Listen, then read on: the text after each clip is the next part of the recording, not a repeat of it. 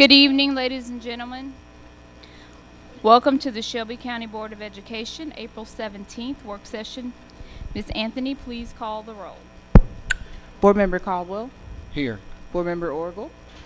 Board Member Woods. Board Member Love. Board Member McCormick. Board Member Jones. Board Member Bibbs. Board Member Cornell. Board Chair Avant. Present. You have 5 present. We have a quorum. Please stand for the Pledge of Allegiance and remain standing for a moment of silence. Goodness. I pledge allegiance To the flag of the United States of America and to the republic for which it stands, one nation, under God, indivisible, with liberty and justice for all.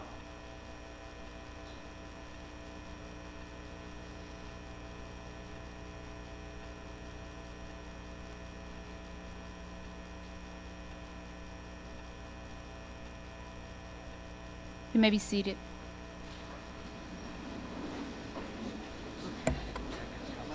Yeah, come on out of it.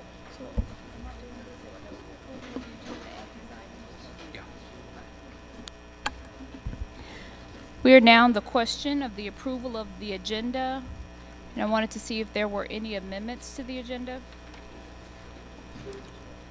I know that we do have one item that we wanted to add, which is a donation to White Station High School in the amount of $154,179 for a community courtyard. So we want to see if there, without objection, if we can add that item. Are there any other? And it'll be item 8.5. Superintendent, are there any additions or amendments? Yes, Madam Chair. We also want to add item just regarding the budget, 18-19 budget discussion. Okay.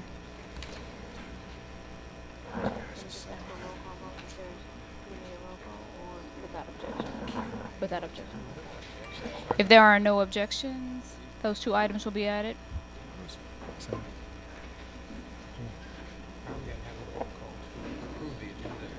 Okay, then can we now get with the no objections to those 2 additions? Yeah, we're actually Madam Chair, pulling 7.5. We actually already voted on that. It was my mistake. Okay. 7.5 you're going to pull? Yeah. Okay. So with those amendments, if we could get approval of the agenda with those 2 additions and 1 removal of 7.5, can I get a roll call vote, Ms. Anthony? Board Member Caldwell. Aye. Board Member Orgel. Board Member Woods. Board Member Love. Aye.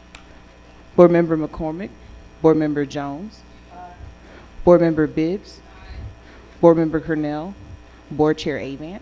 Aye. You have 5 ayes. The agenda is approved. That's a quorum. We have the agenda approved.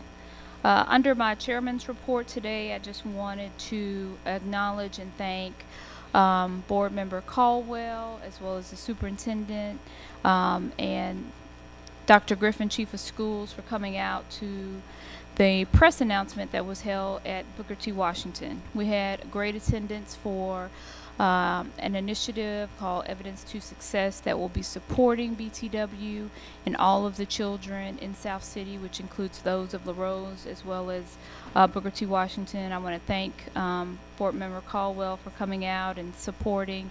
It's good for us to be able to talk about additional investments in one of our poorest communities, but this is a way for us to really think about the health and well-being of the children of South City, as well as demonstrate how this can be effective in all areas of our community. So there are no other items on my report. Superintendent? Thank you. Oh, I'm sorry, Ms. Caldwell?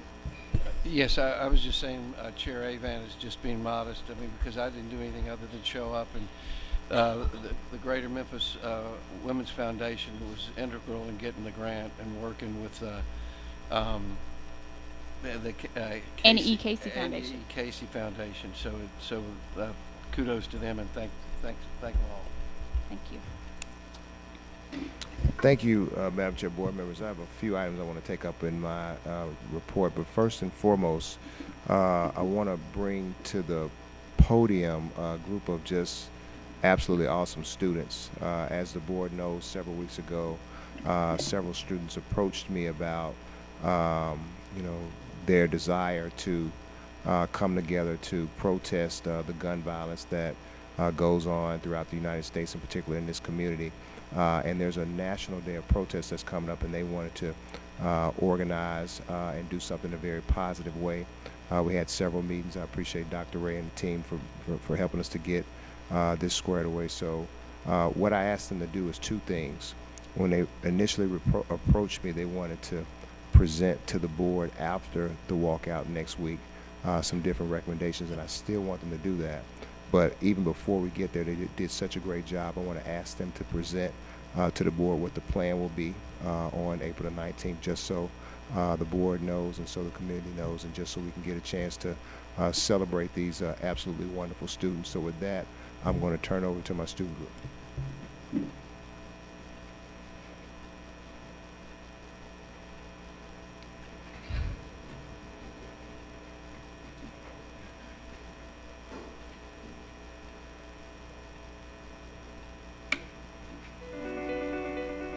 We, Shelby County School students, have seen violence in our schools firsthand.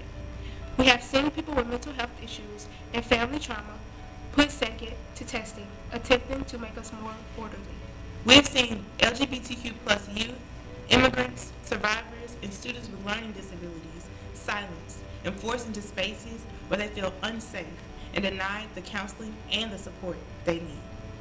We have seen our classmates be sexually harassed and assaulted by other youth and adults in our schools and then be blamed for it.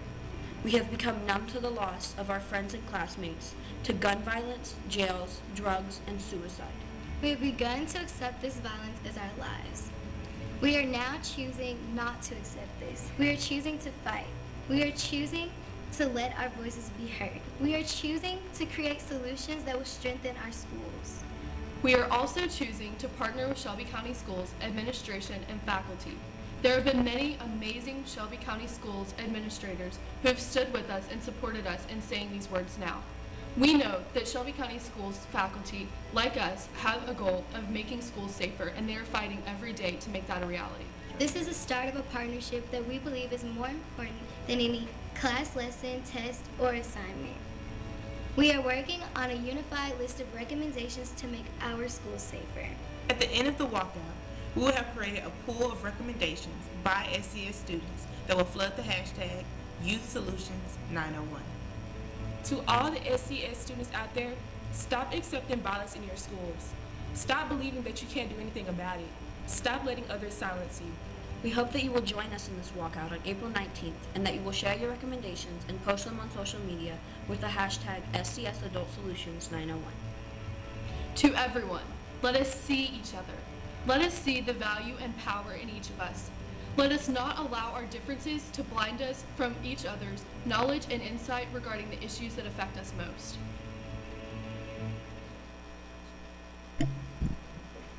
Board, would you please help me welcome these student leaders from East Ridgeway and I believe Overton High School. We, Memphis students, have seen violence in our schools.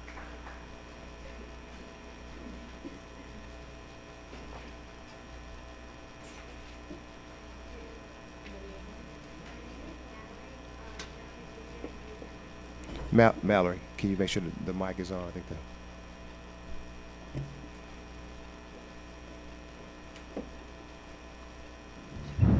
Okay, there it is. This is the clicker, right?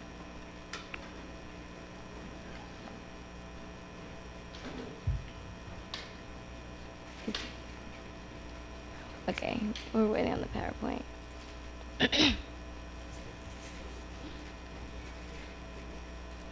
Be patient with them, Mallory. Be patient with them, Mallory. They're going to get your presentation up. Thank you. Alrighty.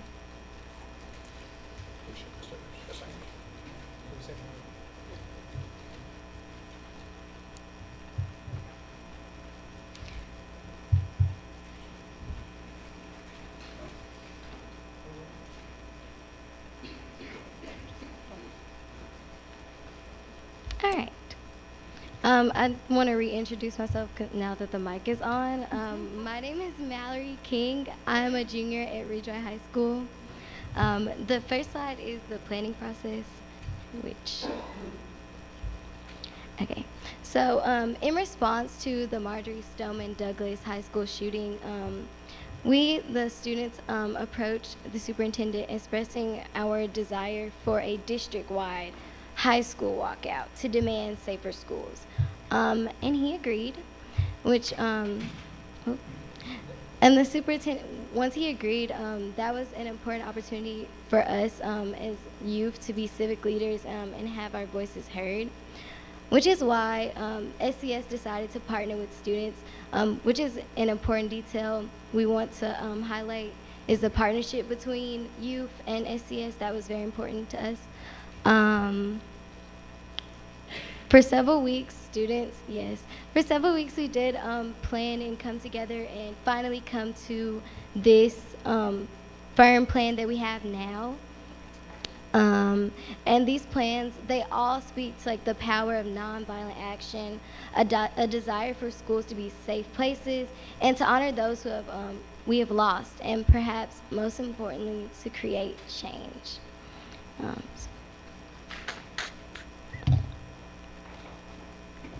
Right.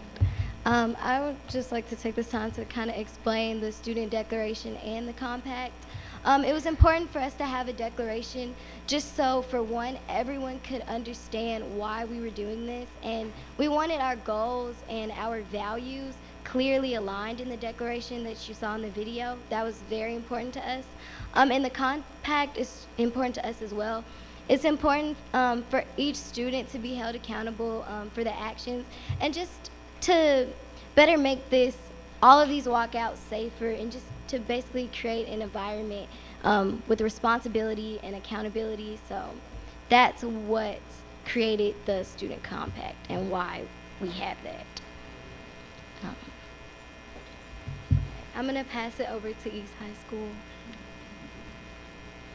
Hi, my name is Emmanuel Wallace, and I'm a senior at East High School.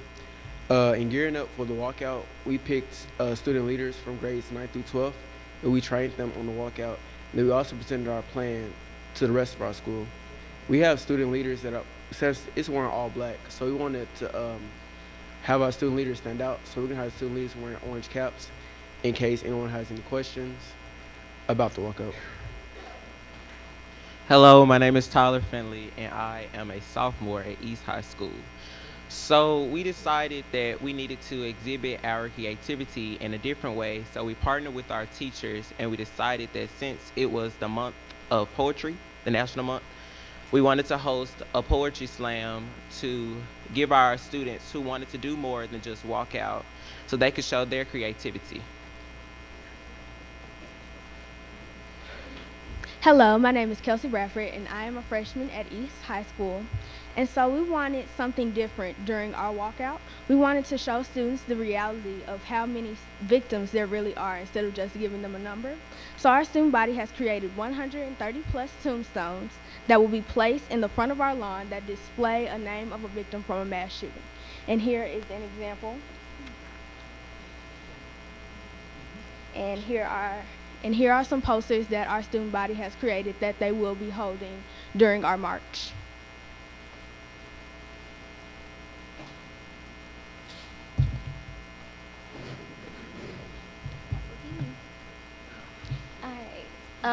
So I definitely want to start with the goals that Rejoy had. First and foremost was student empowerment, youth empowerment.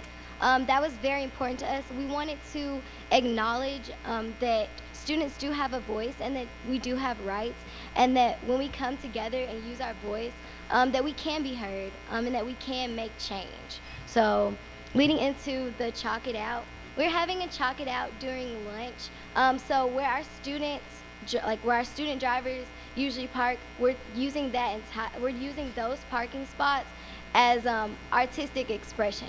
So students will write their recommendations within the parking spaces in some sort of artistic form with chalk. And then we are also releasing orange balloons for the lives lost, and in honor and solidarity. And then we're having youth speakers during our assembly. It's only youth speakers. There will be no adult speakers. It is just youth speakers. Just youth speakers. And we are planning to censor those most affected by this issue. And then finally, after school, we are having Know Your Rights based workshops. So all 4 of our after school workshops are contingent upon the Know Your Rights theme. So we have Know Your Rights regarding sexual assault and harassment, knowing your rights regarding police, knowing your rights regarding education and the educational system. So that was really important to us because we saw that need within our school. And I also would like to point out that our administrators were very involved in helping us pick those as well. As an administrator and as a counselor, I believe that you see firsthand what the effect is and you see what students are being more affected by. So they were very helpful in helping us determine which workshops would lead our students in the best way. So that is Ridgeway High School's plan. Thank you. Good evening. My name is Jaleesa Wooten. I attend Overton High School and I am in the 12th grade. The agenda for Overton High School, first, the point of impact is to mainly have student involvement, which is allow the students to gain more empathy regarding guns and gun violence. We will do that by having the recognition of victims as well as a spoken word, and the spoken word will be presented by a variety of students who've experienced different obstacles that they have encountered, especially with gun violence in their home and communities. We will also have a student anthem, and we will be reading the declaration.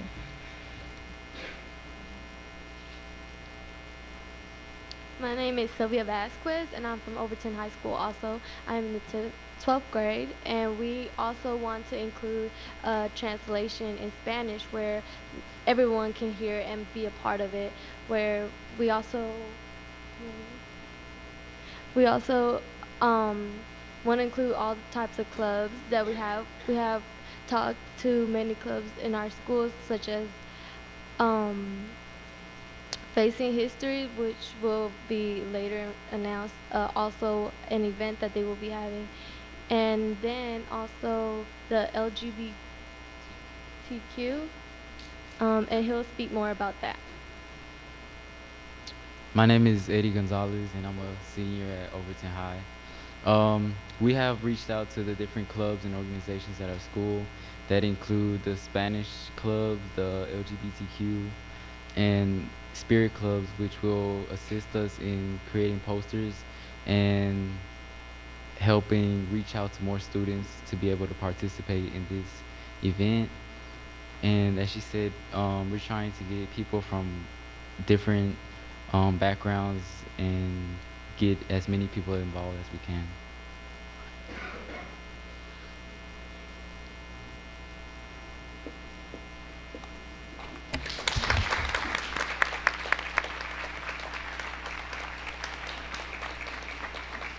So I hope board members, our friends out there in the media, who we always tend to find and focus on all the negativity or alleged negativity of these young people, I hope we take some time and honor these folks, because these young people represent all that is right with our youth and our city, and I'm just so proud of them. I think that 24 of our 30 high schools have teams that have agreed and planned a peaceful and orderly and impactful day on the 19th. I think our middle schools have worked with their principals too, so we're just very excited, and we'll be very excited to hear back from these young people next week to hear the specific recommendations that they want to share with the board around how to address some of the gun violence that we're seeing in this community. So I just want to tell those young people thank you, and we look forward to it. I think my next thing, board member, I want to talk about briefly, obviously, is the Attend Ready test. So essentially, we were notified yesterday that there were some problems with the test, and I think that a lot of schools stopped. We thought that the problems were resolved today, but early this morning we found out that there were other instances of problems with the test. And so essentially from what we got from the state was that they believe that the system has been hacked, which obviously causes real concerns for the reliability and the ultimate outcomes of the test. I think that Mr. Carr is here. I'm sorry, Mr. Rita,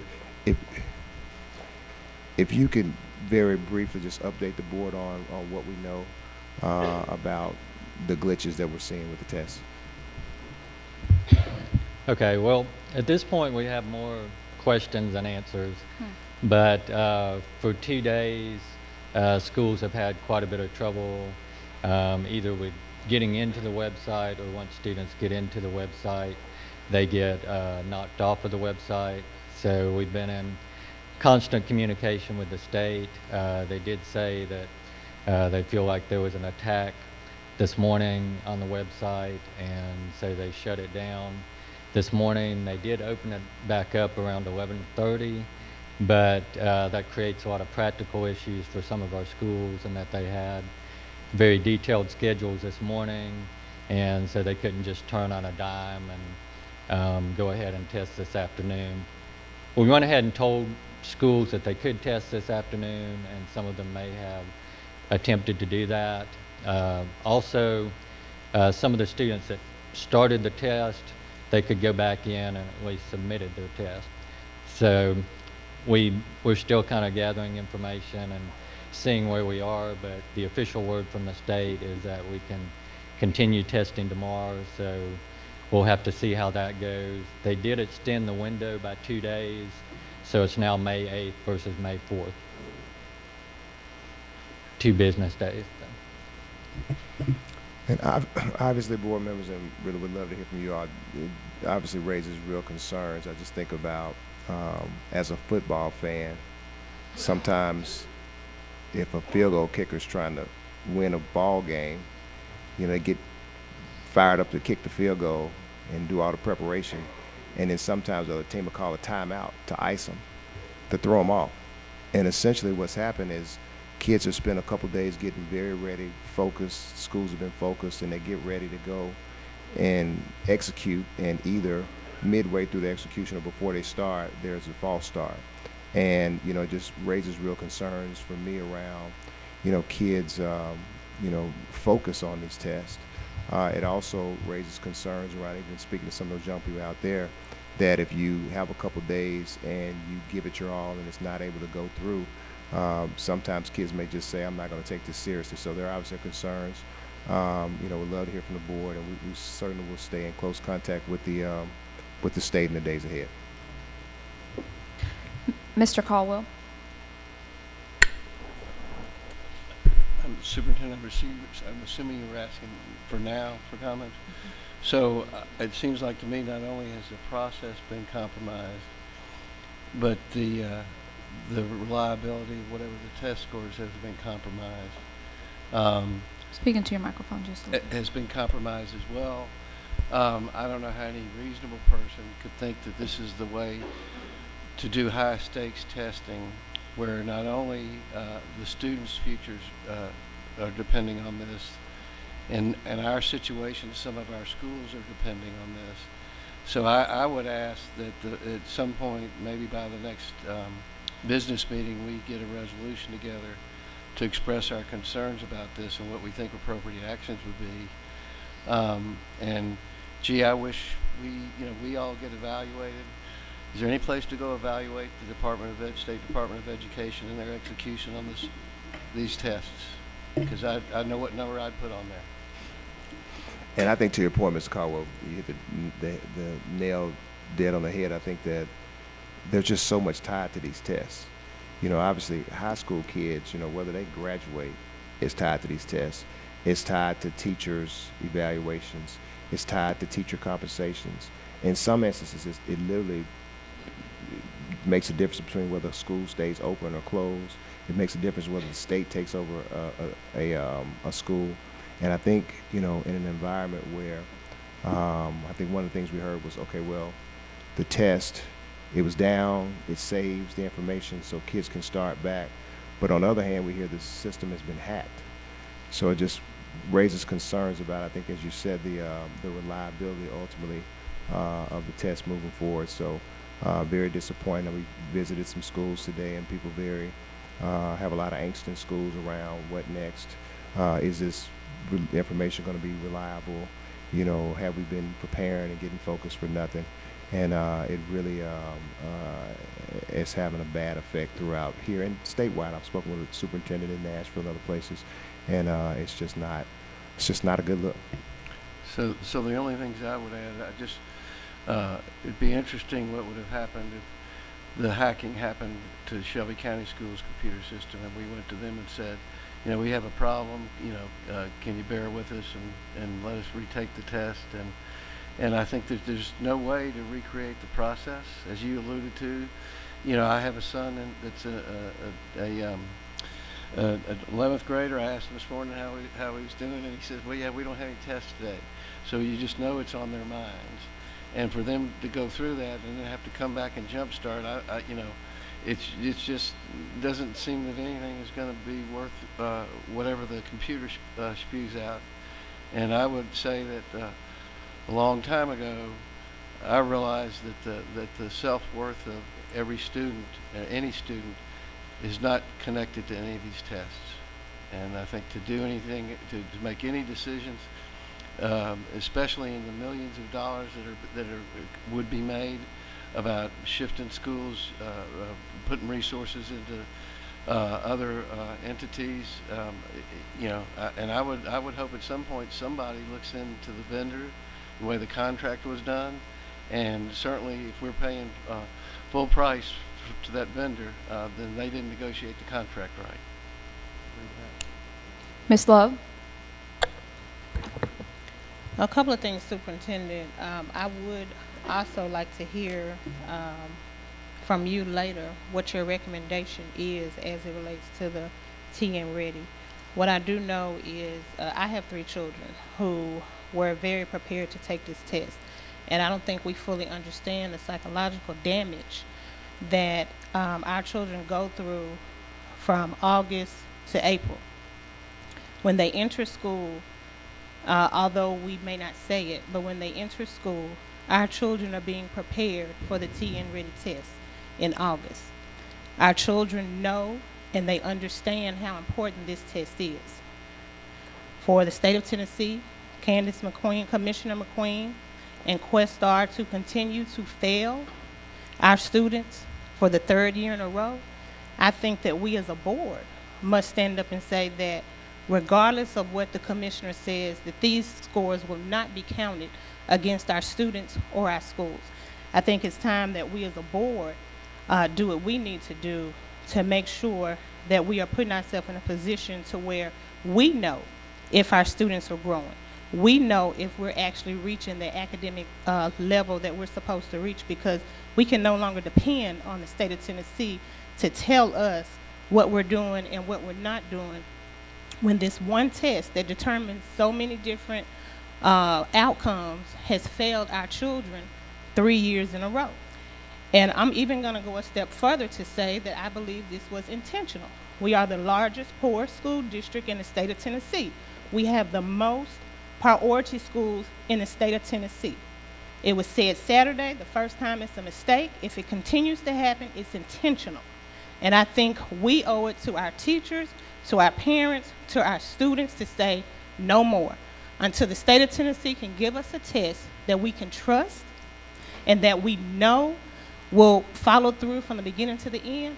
I don't think we need to put any more pressure on our students or our teachers, and I think it's time for us to come up with our own tests to know where our children are, where they need to go, and have a plan to get them where they need to be so they can graduate and be successful.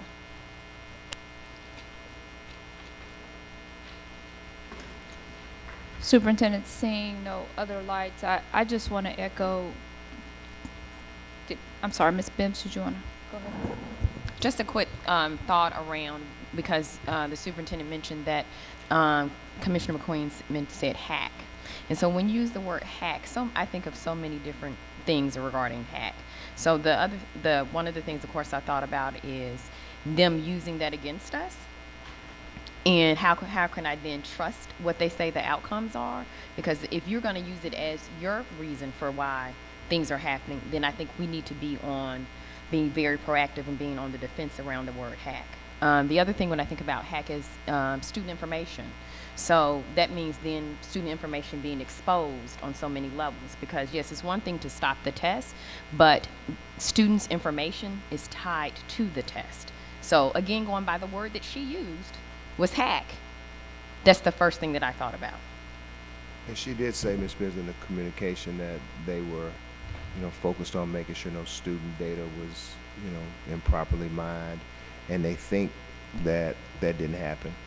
But it's difficult to say on the one hand there was a hack and maybe the data's there, maybe it's not, but you can put your answer in and the computer comes back on and now you can trust the fact that it's going to say what you said. It really is problematic. And I don't want to rush to judgment because I assume that the commissioner of state will have some proposed remedy or plan as they learn more, but I just think at the end of the day it was not a good day the last couple days, but simply because I think Ms. Love is right. We overtest kids in the country, and I think that test results are good to see. It's a benchmark where kids are, but we should have multiple measures to determine how a school is doing or what kids are learning, and just putting all your eggs in one basket. When that basket breaks, it just creates a lot of concerns, and we'll just try to make the best out of it. Obviously, we'll update the board when we get more information, so I expect that we'll hear something either later on the day or in the morning. Okay. I just also want us to be mindful because we're also in a situation with the state around student information. So this actually proves our point as to why we do what we do regarding our student information. Superintendent, I think it probably would be helpful for both the vendor and the commissioner to send information to the board and all the districts about, and for our parents about student data being compromised. I think that is a very real issue and concern for me as a parent who has a middle schooler who, just conversation last night about her anxiety about the test. And so for them to have continued false starts, she cut off our evening conversation to say it's time for me to go over my test taking strategies. I have to be focused on this test. So we know that our kids are feeling this pressure, so I can only imagine if they're feeling this type of pressure, what kind of pressure our teachers are also feeling. And so for us to have, again, as many of our board members have already lamented, this is the third year that we have a hiccup in our end of year assessment. And it is unfair to our students, it is unfair to the teachers, and it's unfair to our school leaders, but it's also unfair to this community that we have accountability in how we are assessing and growing our kids. And so if the state can't be of assistance to us in that process, I don't think they need to be a part of the process. And I really do have true concern about how this data will be used to evaluate students and teachers this year. And I would be in favor of us not using data. If we have a compromise at this level, I am not in favor or in support of using data to evaluate teachers this year. That would be my 2 cents on it. Seeing no further comments, we're going to move. Ms. Jones? I would echo what's been said. I really don't think we can make human capital decisions and have bad evaluations until we have a test that is actually launched and implemented at a level that we can trust. So I don't know what plan B would be in terms of evaluating teachers. I would suggest that we go back to some of those suggestions that I had a couple of years ago on how we evaluate teachers. I talked with HR about them a number of times, and not just the test score and not just this rubric of evaluation, but really getting down to what they do every day and evaluating them on something more tangible than that and more reliable. Superintendent, I do think that, just for the listening public, I think our parents and if it is possible for us to send out a robocall to parents, they need to have some assurance or understanding about what is happening with this process. So are kids taking tests tomorrow? Are they not taking tests tomorrow? Are we recommending that they try to proceed? I think we just have to be clear, because I'm a parent of a student in the district. What happens at her school tomorrow? Are we moving forward? Should are we making sure that they're in bed by 9? Are we doing breakfast in the morning? Is our routine, I just need to have some understanding. So for me as a board member, if that's unclear, I'm sure it is unclear for the other 100,000 students. So I think it just would behoove us to make sure that we are sending some communication out. I have no problem with us saying, not at fault of SCS, but we, encourage parents to go to the source, which is the State Department of Education. Ms. Powers, can we make sure we get that out tonight? And just for the listening audience too, just so the board, just for clarity, so it's the high school that's doing the test online. There's some middle school 8th graders who are doing it online. The paper test is 3 through mostly 8th. Haven't heard any issues or concerns around the paper test, but I think it does feed into the broader narrative about these same people who, design this platform and administer the high school are going to be scoring, the 3 through 8 tests. So we'll make sure we get something to parents out tonight, and I'll certainly keep you guys updated on the progress. Well, I do think the other concern, we did get the notification that some schools didn't receive all their materials. Yeah, so it's not an isolated incident just to the online platform. If all of the materials have not been sent to schools from the State Department of Education, from the vendor. So it is a multiplier effect. I think just to say that it's the incidents of the online platform, and we've seen throughout this process that we have not been able to trust what they have said they would do. Ms. Love had another question. Superintendent, I want us to look long term, just in case we decide that these scores are not going to count, because I know that these scores are used to determine optional school program if a parent is trying to get their child in an optional school program. Yes. Okay, so I want us to look long term at that to see how that will impact the students. But also, last month I asked if the state of Tennessee was to dissolve tomorrow, what would we have to show where our children are? So I think that reality is now, and we need to start looking at other ways of how we're actually assessing our children besides 10 reading. I think your comment last month was dead on, especially now, Ms. Love. So what we're doing now is just putting together a comprehensive packet for the board, just on the map data that measures, where kids were when they came in, where they are now, and how they stack up against other kids nationwide. So we certainly have that and be able to share that with you next meeting. See another lights, we can move on to 6.2 monthly. Yep. One more, just one more thing, just very quickly, I wanted to touch on with the board because I know there's been some discussion about it. The CTE redesign. Do we have the slides? I'll just kind of jog through these. Really, just for some context, because I know there's been some newspaper articles about it. I just want to just refocus on the why. I think it was almost a year and a half ago, in conversations with the board, we all agreed that while we had a lot of class offerings in CTE, they weren't leading to work certificates for our kids. And we said we want our kids to be college or career ready. We've got a great opportunity to make sure kids are career ready as measured by leaving school and having marketable work certificates. For some context, last year I think we had about 120 students of all of our CTE students who finished and had work certificates. And that's just not cutting it.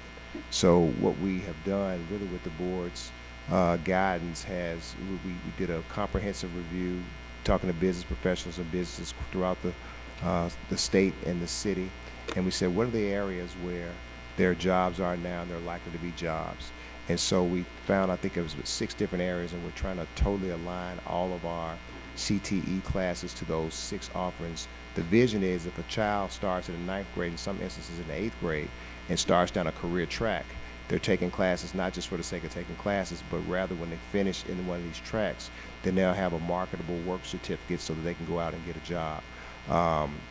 We knew when we did this that we offer a lot of CTE classes that, quite frankly, offer outdated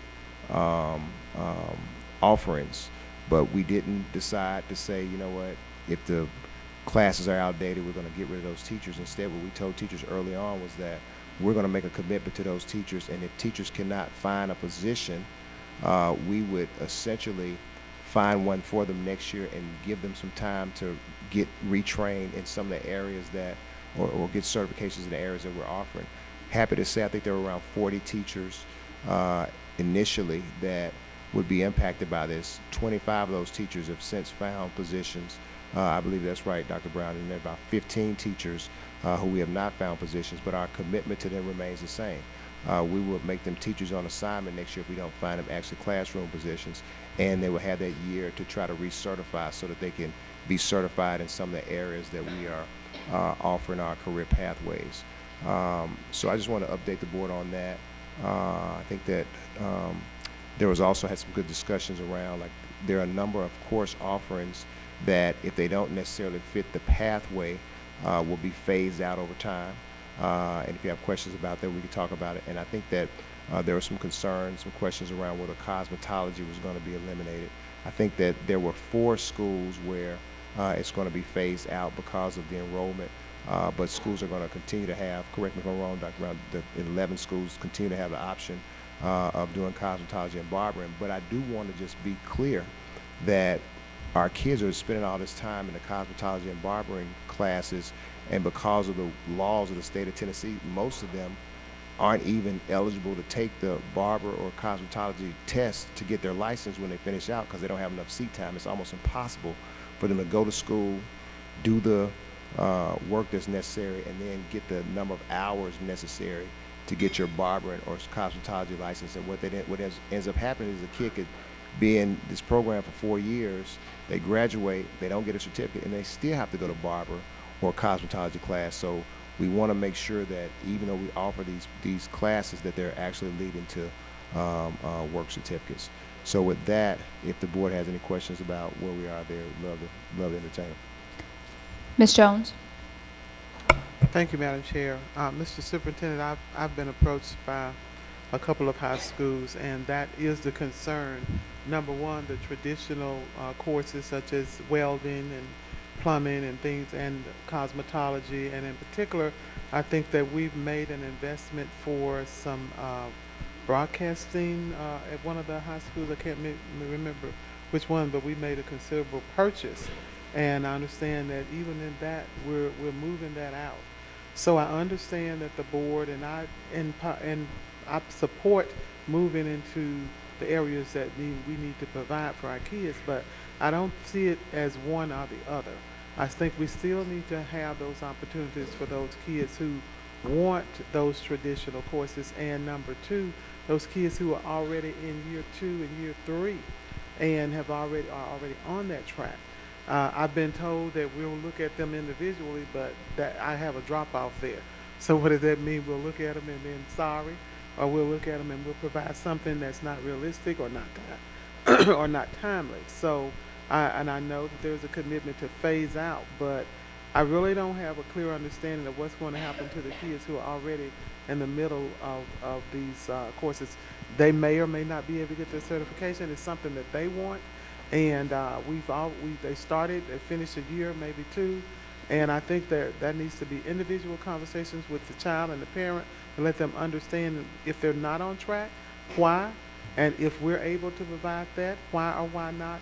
I mean, I just think that we really need to have some one-on-one with these parents about where these children are. There are a lot of concerns with moving kids that are not going to be coming from White Station and Central over to Kingsbury. So no one's told them what is out there for them, what are their options. And so I just think that we really, as we've been talking about this a year and a half, we should have had it from point A to point B on what was going to happen, because we knew how many kids were in each program. We knew whether they were on track or not. And I'm particularly concerned about the broadcast um, equipment and upgrades that we made. And now, I guess, are we just going to phase it out? Are we selling that equipment? Are we relocating it? I don't know. And I know you may not have the answers tonight, but those are some things. I mean, that's an investment we've made. And how are we still going to offer that for our students? And especially the ones who are already in year 2 and 3 with that. Dr. Brown, can you speak? But starting Yes. with, I guess, the students who are already a year or 2 or 3 in the middle of these programs that may be phased out, and then the communication with parents around those students, and then I guess the discussion around the communication and TCC and all that. Good evening, everyone.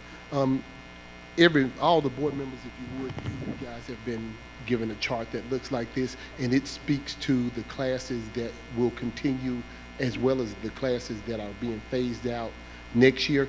Next year is a bridge year and a phase-out year. So the superintendent mentioned the 25 teachers. Most of those 25 teachers will remain at their schools as part of the phase-out plan. So students who are in the pipeline for next year, those teachers are going to be at those schools and working toward assisting those students with being concentrators or completers. In the state, those are 2 terms that the state used, would be concentrators or completers. So we are aware of those, and we are working with students on an individual basis to take care of those students who are in the pipeline. Superintendent, what is the next question? I think we tried to get down all the questions, but The communication with families and parents and students. okay. Now, we are working through the principals at each one of the schools to kind of point us in the direction of when we're going to come to those individual schools and speak to the students and parents. A school, I think we've gotten a list from Mr. McCullough at Central. There are probably 50 to 60 students on that list, and we are actively looking at what they would need in order to be a concentrator and completer. And I think we have, I don't think we've identified any barrier to those students being concentrators and completers, even if they don't go to the CTC center. One of the big problems we're having with the CTC centers and traveling and transporting the kids there is just that we lose about 90 minutes of instructional time each day. And if you're at, we'll take Kingsbury for example, we have the capacity at Kingsbury to take 750 to 800 students, but we're only able to enroll like 300 students, and they don't remain there for their entire class time. And a big problem he has to adjust, the center principal has to adjust the schedule to accommodate 5 to 6 different schools, and so no one gets to remain there their entire time, and so it's always students coming and going during their entire day. So by moving the classes back to the home schools, we can actually generate more completers and more concentrators through our program.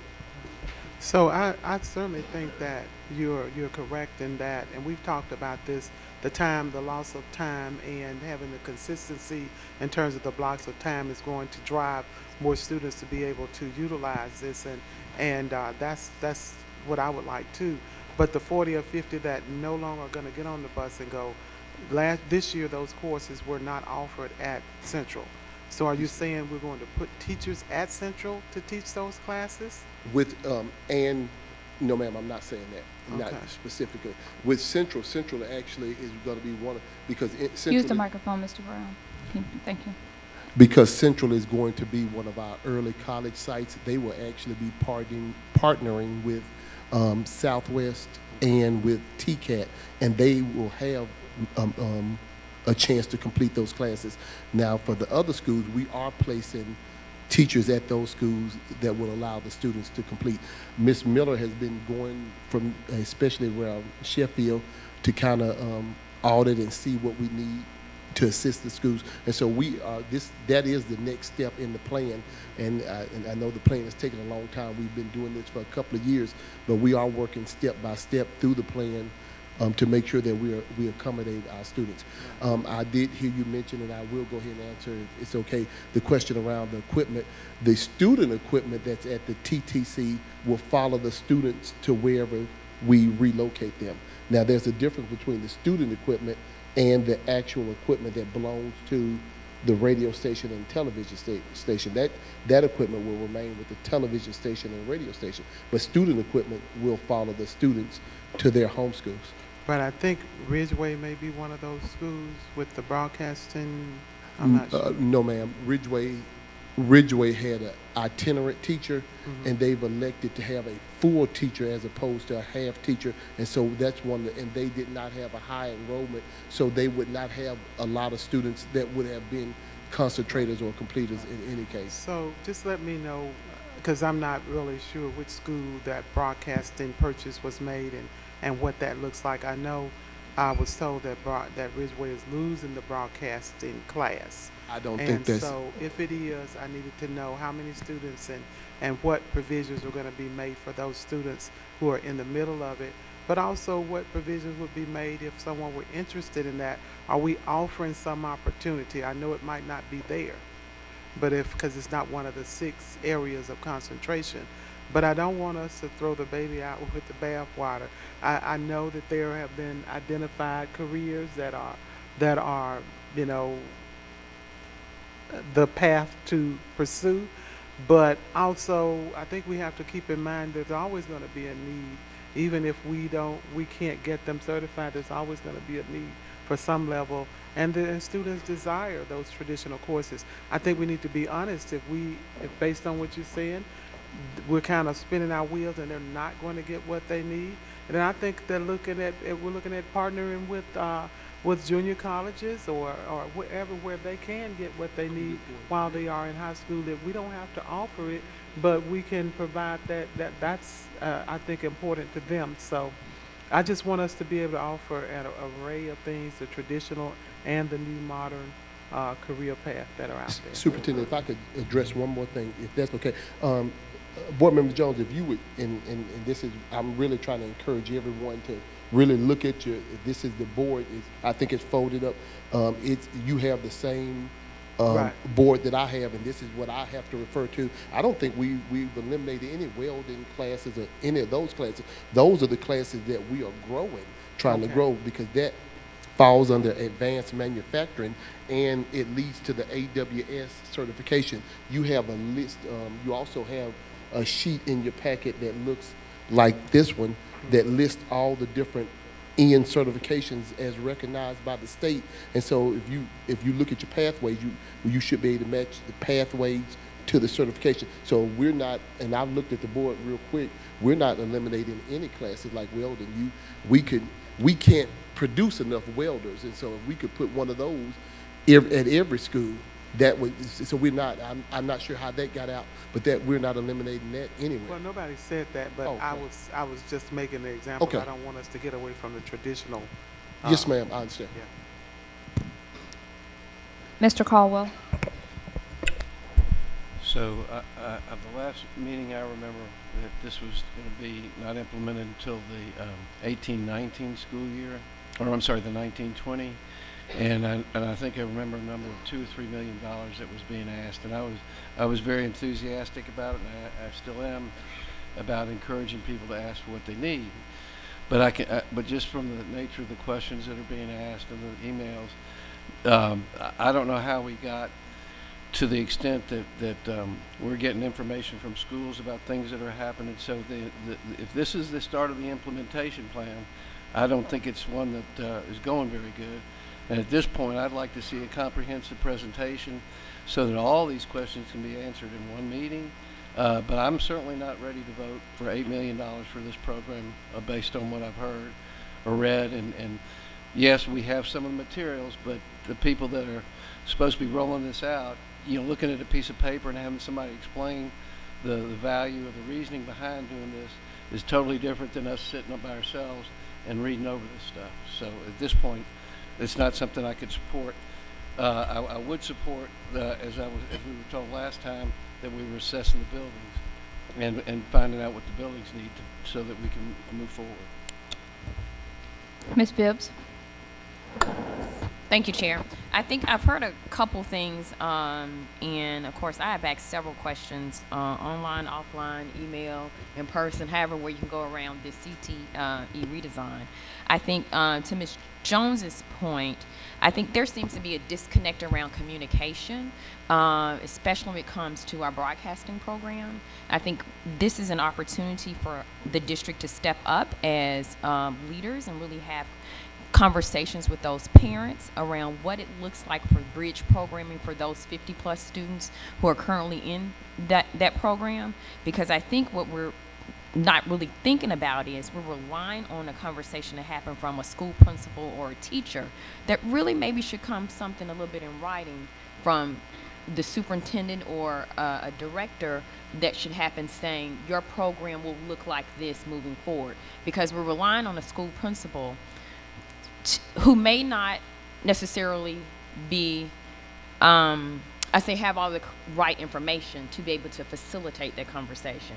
And I'm really talking about some of the emails that we've received around programming. I think, you know, we have to step up to the plate to be that person. I think sometimes we forget that they look to the head leaders to be that middle person. So I think that's an opportunity for us to be able to communicate better.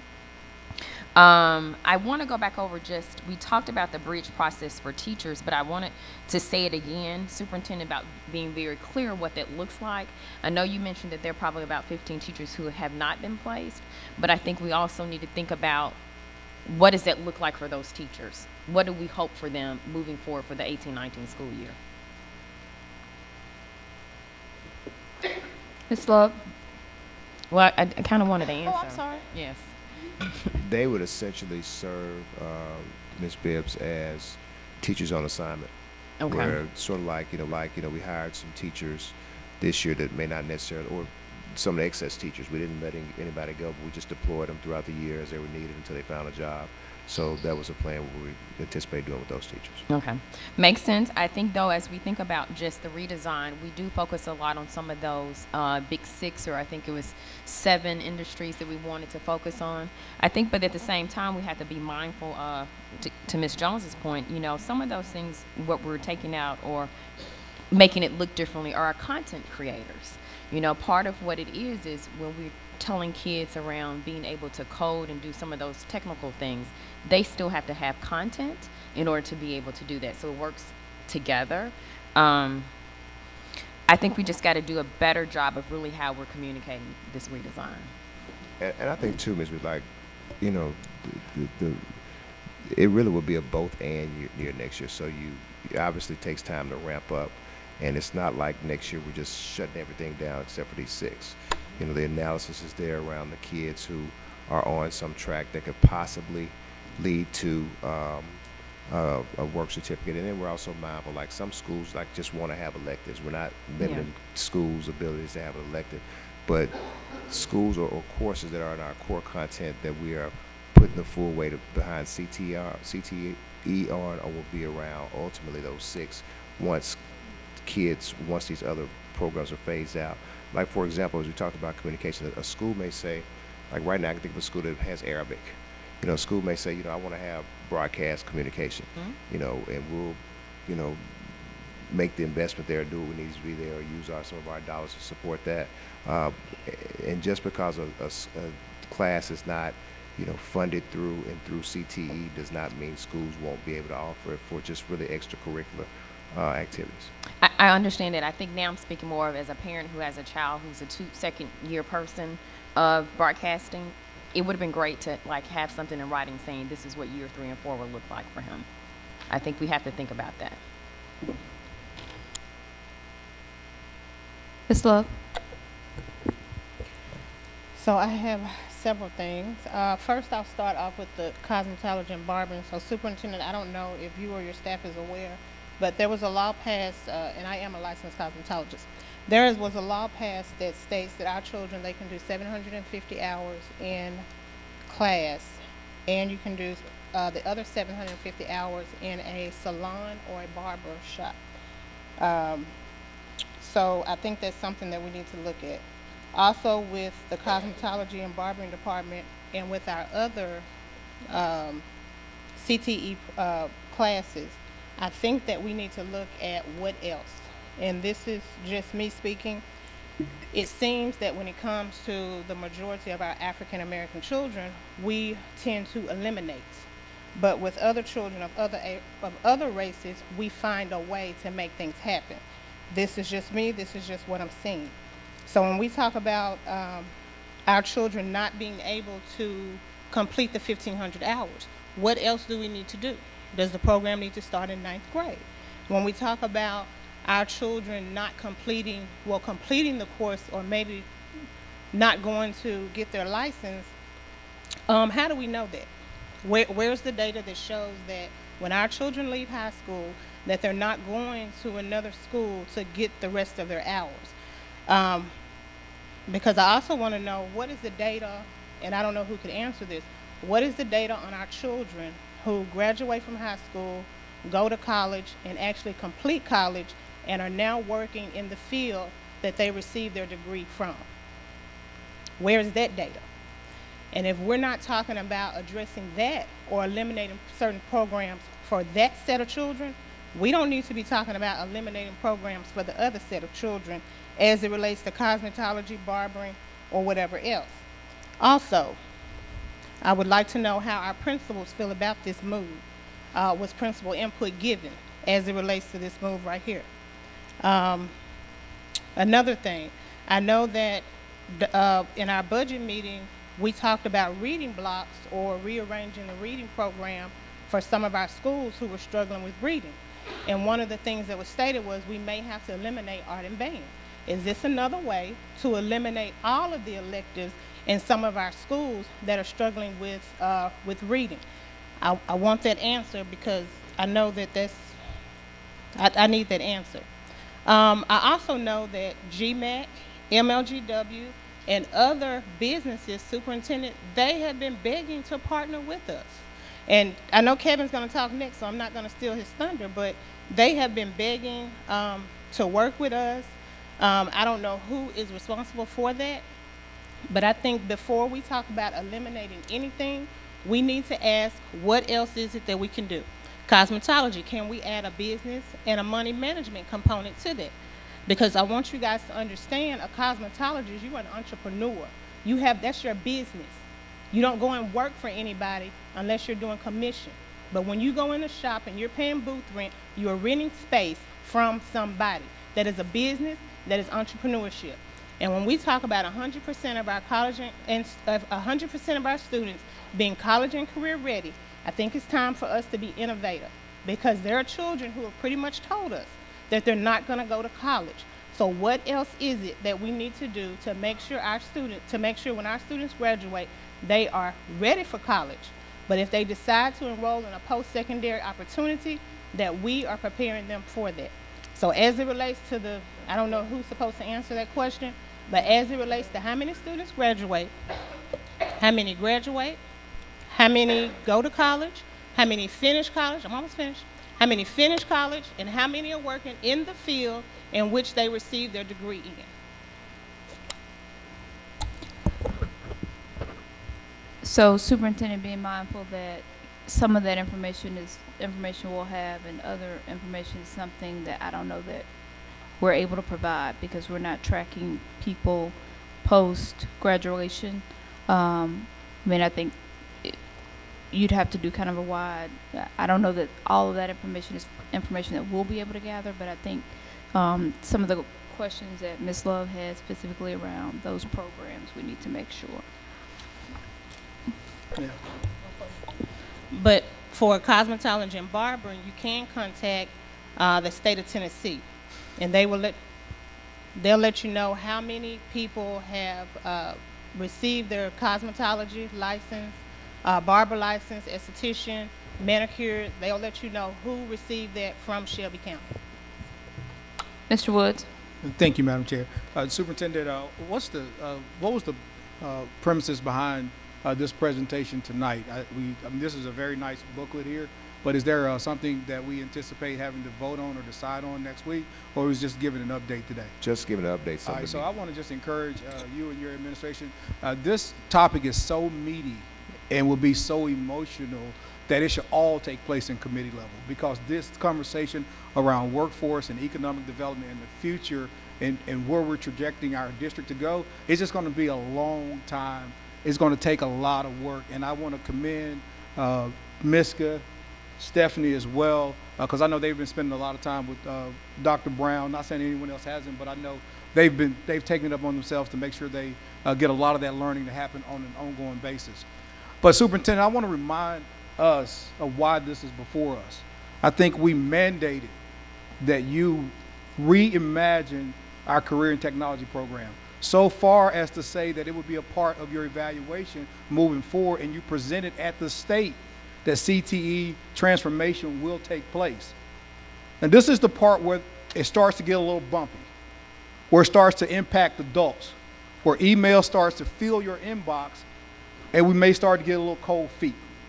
But I'm going to remind you that I see every day people who come into the workforce system that has been pushed through our elementary, middle, and high school that cannot get a job, that handwrite their resumes, that cannot look you in the eye and shake a hand.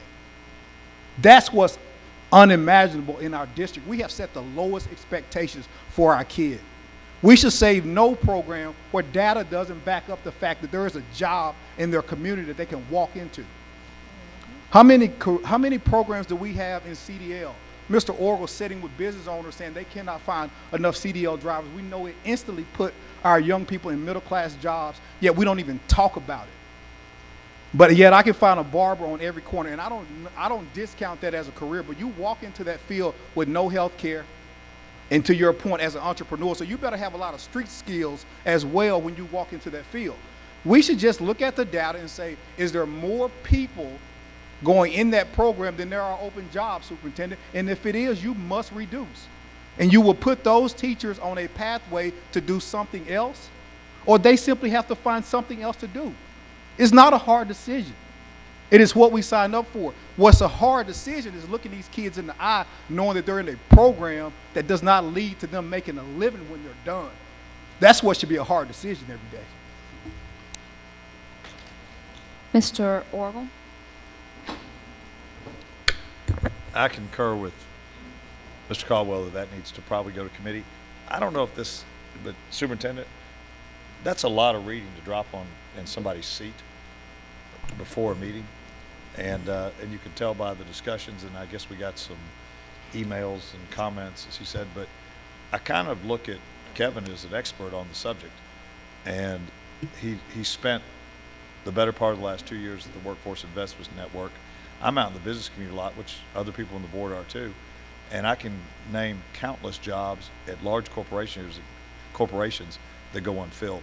So I applaud you and your staff for coming up with this. I think you went out and did a study, but we need to have people, as we just did 2 weeks ago or 3 weeks ago, we approved $15, I think, wages for our employees. We don't need to do that as we need to look at them and have the skills they can make more than $15 an hour, not be the lowest bar that we can achieve.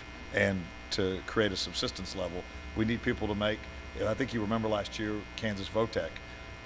We didn't end up working it out with the car dealers, but the car dealers found a location, and car mechanics make $100,000 a year. Those are the jobs we need our kids to strive for. They don't need a college education for that in all cases. They just need career and technical training for that. And there's 8,000, I think, jobs or something that go unfilled in our community right now. And judging from some of the offerings, the scores, we're not providing skilled labor into the job market in the city. So we're forcing people that are skilled, well, we're forcing people into low-end wages when we could be training them to do something. So I agree we're not going to all like this. The important thing in here, which I did see, is that it's a transition year next year. So Stephanie's got some good points. We don't need to belabor this to death. Put it in the committee where it needs to go. Let's spend a couple hours looking at this, because I can tell you, I didn't read all this between the time I came in and we had this discussion. I would just say, Mr. Ogle, just board member for the record, I think we've had about 3 or 4 presentations on it, and they said new documents. I think Mr. Brown was just trying to give the documents that we've given over the past month, so I don't want the board to be left the impression that we just dropped all this on them today. But I'm I agreed with the board that, let me just back up. So we probably had 3,000 plus seniors in CTE last year, and 120 of those kids got a work certificate. Got what? A work certificate. So 3,000 folks, 120 finished our program with a tangible certificate that said they're certified to do something. So that's, I know we all agree, is unacceptable. And I think that the thinking behind this was really to do both and. We can't all of a sudden yank the rug from all these other classes that don't align to these 6 areas, but we can work on building those 6 areas out and then methodically reduce the number of classes that don't lead to work certificates. And I think that's been the messaging, that's been in all the presentations, that's been in all the discussions, but more than happy to continue the discussion. No, so first part of my statement, I applaud you guys for doing something, because the other choice is doing nothing. And then you get up where 4% of your students, I think that's what it equated to, get a job out of what they've trained for, or they may go work somewhere else where they're chronically underpaid and will stay that way. So I applaud you for that. Next year's a transition year. So there's going to be some bumps in the road. Ms. Bibbs. Thank you, Chair. Thank you, Superintendent, for bringing the point around. We have had 3 committee meetings around this. I think but it's always been a conversation that gets pretty heated. We go there with it. I just want to say thank you around the thought, because when we came to you, I guess September of last year is around when we first said we must do something around programming. So I am behind the fact that we are making changes. I think now is the point where those hard angles that we're trying to figure out how to soften up and the best way to do that. So I'm definitely in support of the work that's being happening. Your staff has worked really hard around this. So again, just me going in and talking to them what feels like every other day with a question. So I know that they're working real hard on this, but I think as a board, we have to really figure out where we are around how do we transition for next school year and what does that look like for us. Ms. Love. So I do want to echo some of the comments that board member Woods made, and then I want to push back on some. So I do think, and I don't know if he was listening when I stated that we need to find out what else can we do, what else can we add. And even when he spoke about our students or our graduates not being able to fill job positions in the workforce, I do know that that is true. So what else can we do? Even if we offer a CDL job training, what else can we do to make sure that our children are prepared for these jobs? And Superintendent, since Board Member Wood stated that, I think that needs to start as early as middle school. What does a job look like? What does it look like to fill out an application? And I think those are classes that need to continue from 6th, 7th, 8th, and 9th grade. Because when our students turn 15, they're starting to work. And I know all of us have been to a restaurant where we've seen a child, a teenager, and their customer service skills is not subpar. But even, let me push back on this, even as it relates to barbers or even cosmetologists who don't have insurance, we have educators who have went to school for 3 or 4 years and don't have health care because they can't afford it. So I think that, you know, going back to what Board Member Wood stated and the other board members have stated, what else can we do before we eliminate the programs? Now, if you bring back the information that shows that we've tried this, or these are all the options, you know, that we've considered, and it's not working, then after that, I will be in support of it. But I think moving forward, what we need to say is, what else can we do? And how are we starting the process off early instead of waiting until our students get in high school to have them prepared for a job? Mr. Caldwell. So I agree with most every board member that said it's been good work and it's been hard work, and so I'm enthusiastic about getting a quality CTE program here, and I don't have any reservations about voting for that. if I have the right information and feel like that we've rolled it out the right way, and we've communicated with the public. As far as doing it in committee, I think that's fine, but I think where there seems to be people interested in this, that we ought to have a committee meeting where the public can be there. And so we shouldn't shy away from the public. I think hearing debate and back and forth about the concerns just shows that we're trying to be sensitive to everybody's needs and doing this the right way.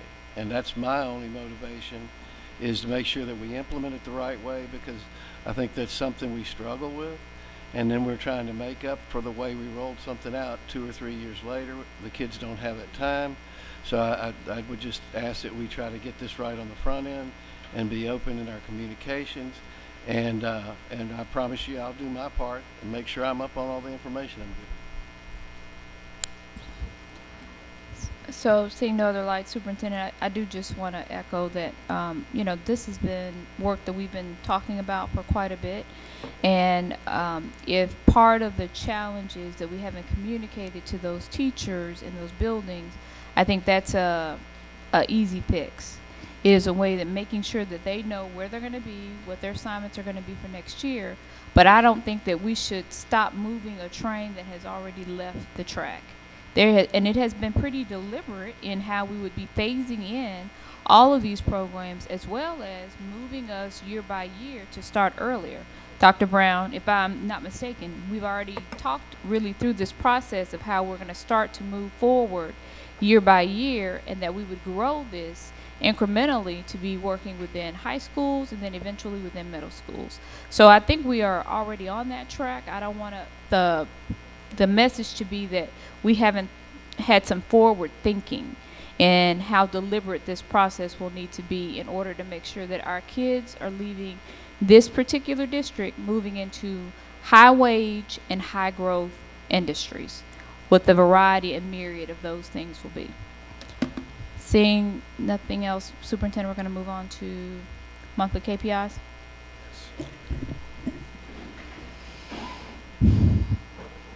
Ms. Slotts.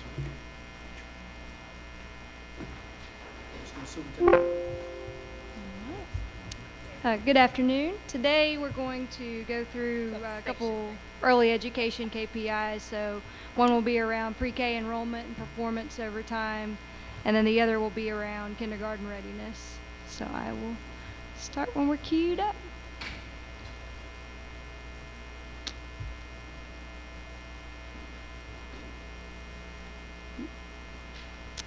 Okay, so looking at kindergarten readiness first, and I'm excited to say for both of these measures we've seen a 9-point improvement from when we reported this last year to this time this year.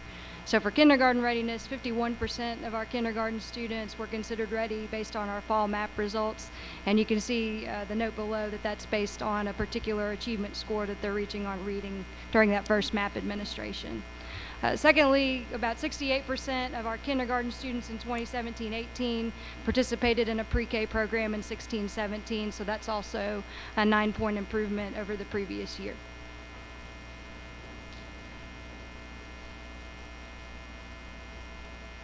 Remote's thinking.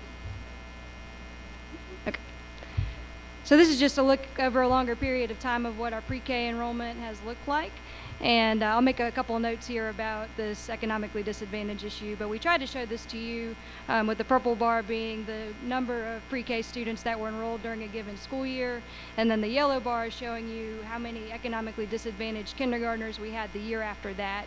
So in 2013, for example, we had about 2,500 pre-K students in that particular school year, and then in the 14-15 school year, we had a little over 8,000 students who ended up enrolling who were economically disadvantaged kindergartners. So that's our way to approximate how many students could take advantage of pre-K if they were enrolling in it. So you can see between 16-17 and 17-18, we had an increase again in our enrollment by nearly 300 students. So that's really exciting, and we believe that's about 66%, 68% of students who could be eligible. The thing that you'll notice this year is that for the economically disadvantaged kindergartners who are currently enrolled with us, showing next to that 16-17 number. We're showing you what this used to look like based on our old economically disadvantaged number. So the state recently changed its definition. It used to be based on families that reported below a certain level of household income. And now the state has changed to say only students who are receiving direct certified services such as TAMP and SNAP are considered economically disadvantaged now. So that's decreased our percentage of kindergartners that would be considered economically disadvantaged from about 80% in previous years to about 60% this year. So what you see in that dotted line box is if we were going to use the same measures, what would that look like? But it's actually a bit lower this year. So we'll talk a little bit more about that in recommendations. But overall, good news about increasing our enrollment. Next, you can just see how our pre-K programs that we track with Head Start have been performing. So in the spring of each year, those students take benchmark tests to show if they're kindergarten ready. So among just the students who have been participating in our pre-K programs, we see that we were about flat this year compared to last year. So roughly 3 out of 4 students were considered kindergarten ready based on those benchmarks. But that's a subset of our overall kindergarten population that will enter school this next year.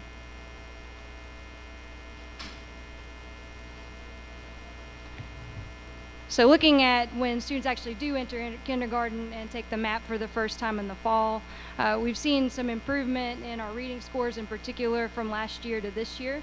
So last year 42% of students met that reading benchmark, and this year 51% of students met that benchmark.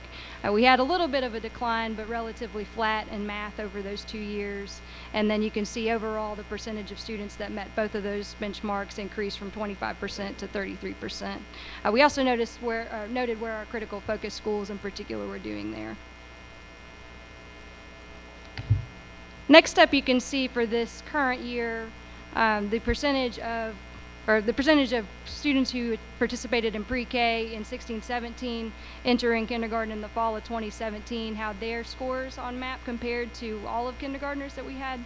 So you can see in every case the blue bars, which represent students that were in pre-K the previous year, they've outperformed the kindergartners as an overall population. So I think this just points to really positive evidence that that pre-K program really does allow for more students to enter ready to learn when they come to our district.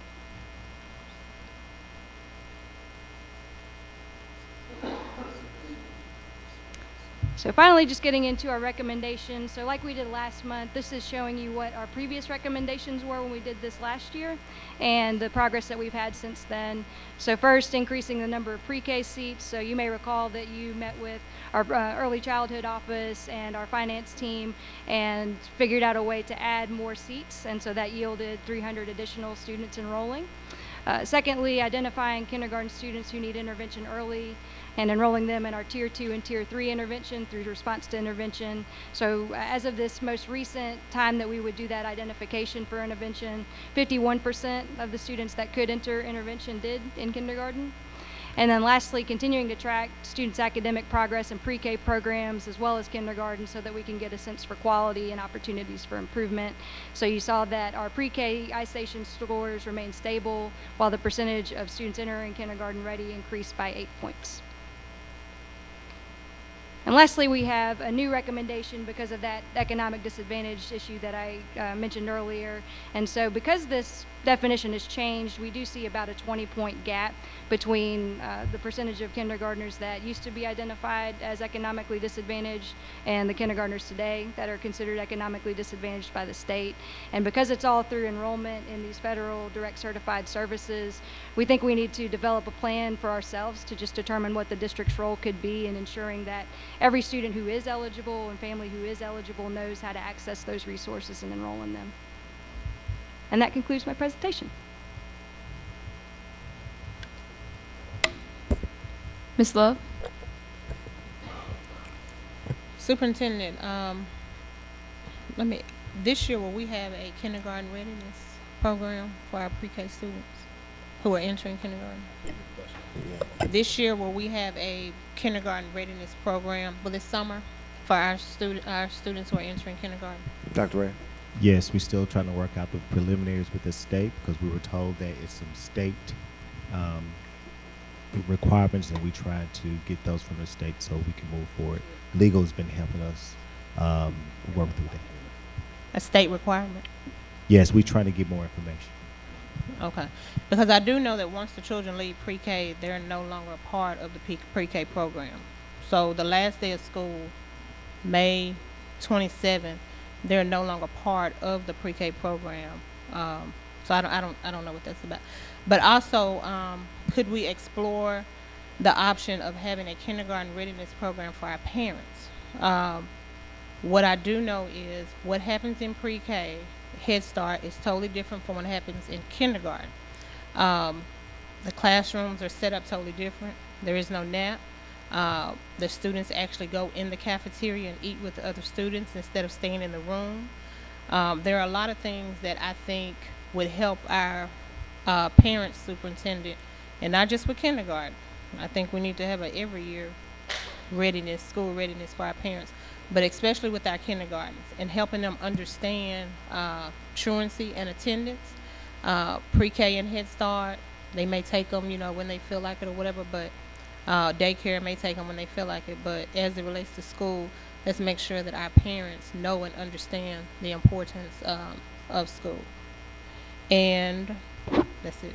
That's it. Mr. Orgel? Just comment. Thanks for the report. Thanks for the report. Sure. And it looks like we're making some progress. I know the city of Memphis is going to help out in pre-K too, which I think is great that they're going to take that. And because it looks like we have a gap of about 3,000 students, and that's just economically disadvantaged. It could take advantage. I know we have some kids that go to church pre-Ks and whatever, and daycare and other things. But something that should be very alarming, Superintendent, with all the money we're spending on pre-K, and we've doubled the numbers since Kevin and Teresa and I have been on the board, and Chris. But the fact that 51% of the children are on the level they need to be to go into kindergarten means we're doing the remediation. We're going to be doing remediation forever. You're never going to get to 2025 if we don't fix it down here. And there's absolutely no way. And so you go take those pre-K students, and then you go to the 21% of fourth graders are reading on grade level. Is that right? Did I get that number right? Third graders. Third graders reading on grade level by fourth grade, whatever. So when they leave third grade, so you've got a 30% drop off from here to right here, and that's 30 kids out of 50. I mean, it's not just 30%; it's just 30 percentage points. I mean, it's 250% drop off. It's horrific. I mean, there's I don't know why they shouldn't be at 100% when they leave at pre-K, unless they have a lot of time that doesn't involve instruction.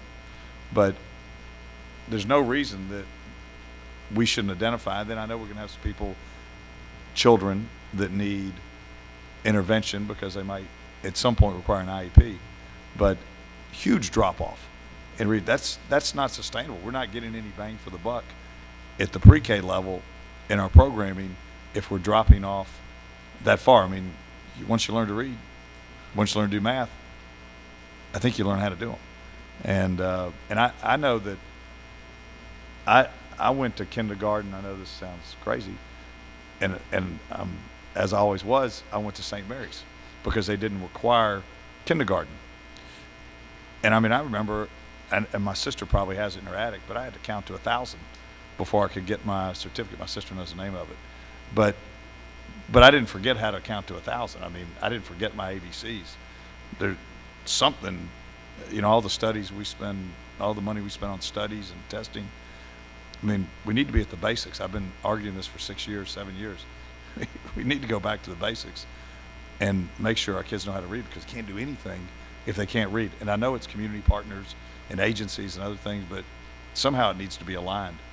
51%, although admirable because it went up from like 39, is an F on any report card. So we need to look at that. Mr. Caldwell. So I was just looking at the slides, and so it looked like to me, though, that a big determinant on, if you go back one more slide, was that that having the pre-K experience was a big driver in improving the results. Am I reading that the right way? Yes. So the students with previous kindergarten have 59% kindergarten readiness on reading compared to overall, which would still include those students, 51% of all kindergartners Right. meeting that benchmark. So if we just got them all in that pre-K experience, then that could give us a boost as well, I would think. Yes, A we believe so. significant boost. Yes. Okay. Thanks.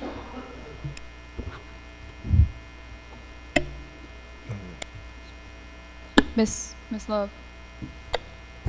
Just a couple of things.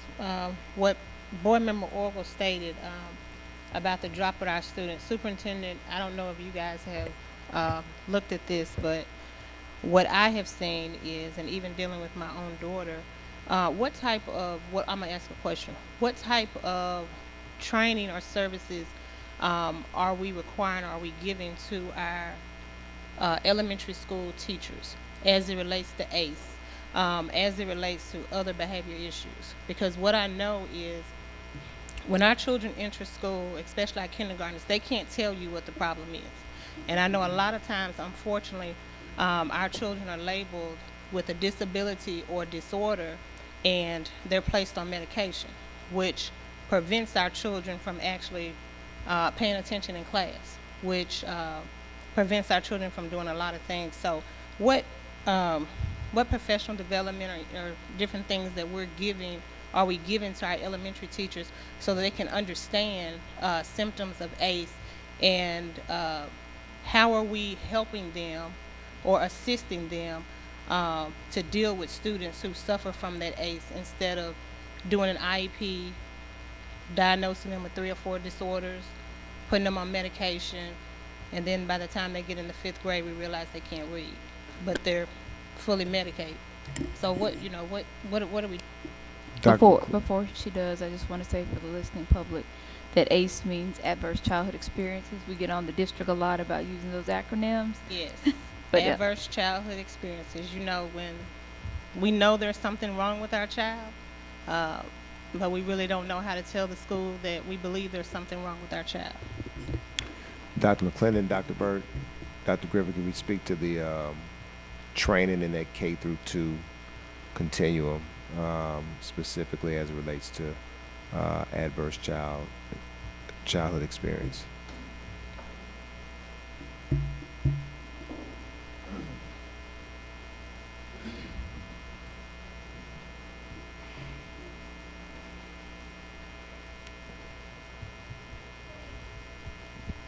Good evening. One thing that we have done is actually attended a lot of the ACEs training ourselves as a division. No, I was speaking about our school superintendent. I'm sorry, not Head Start.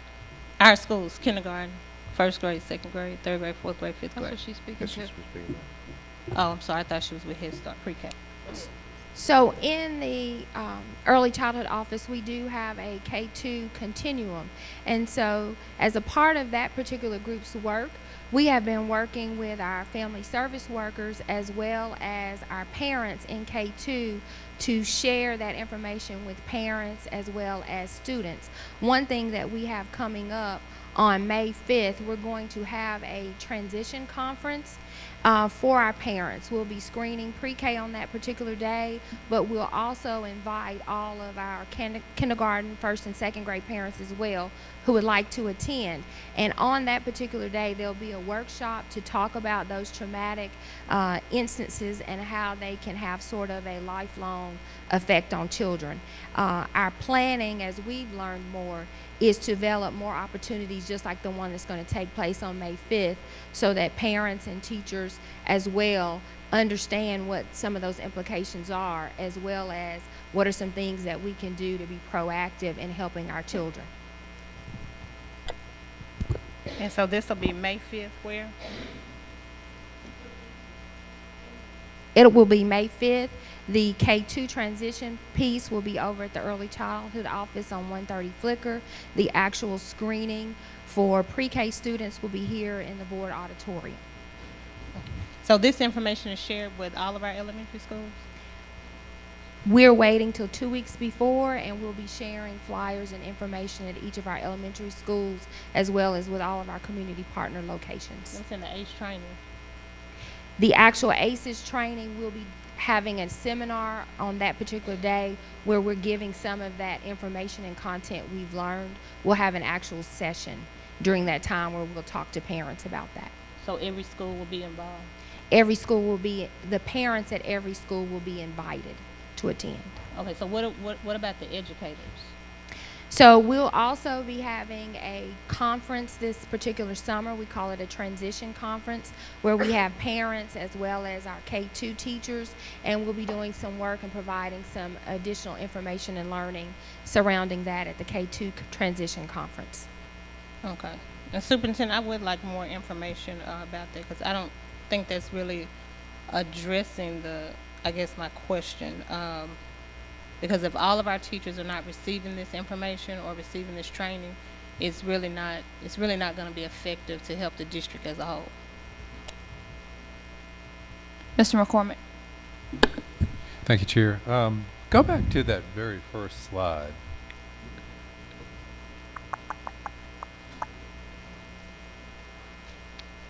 This is about as bad as my clicker at home. It's all right. It's all right. We got all night.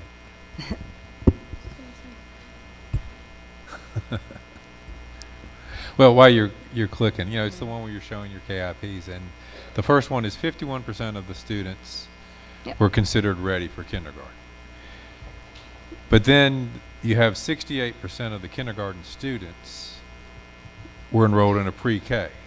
So does that mean that 17% of those children weren't brought up to speed in pre-K? Am I reading that correctly, or?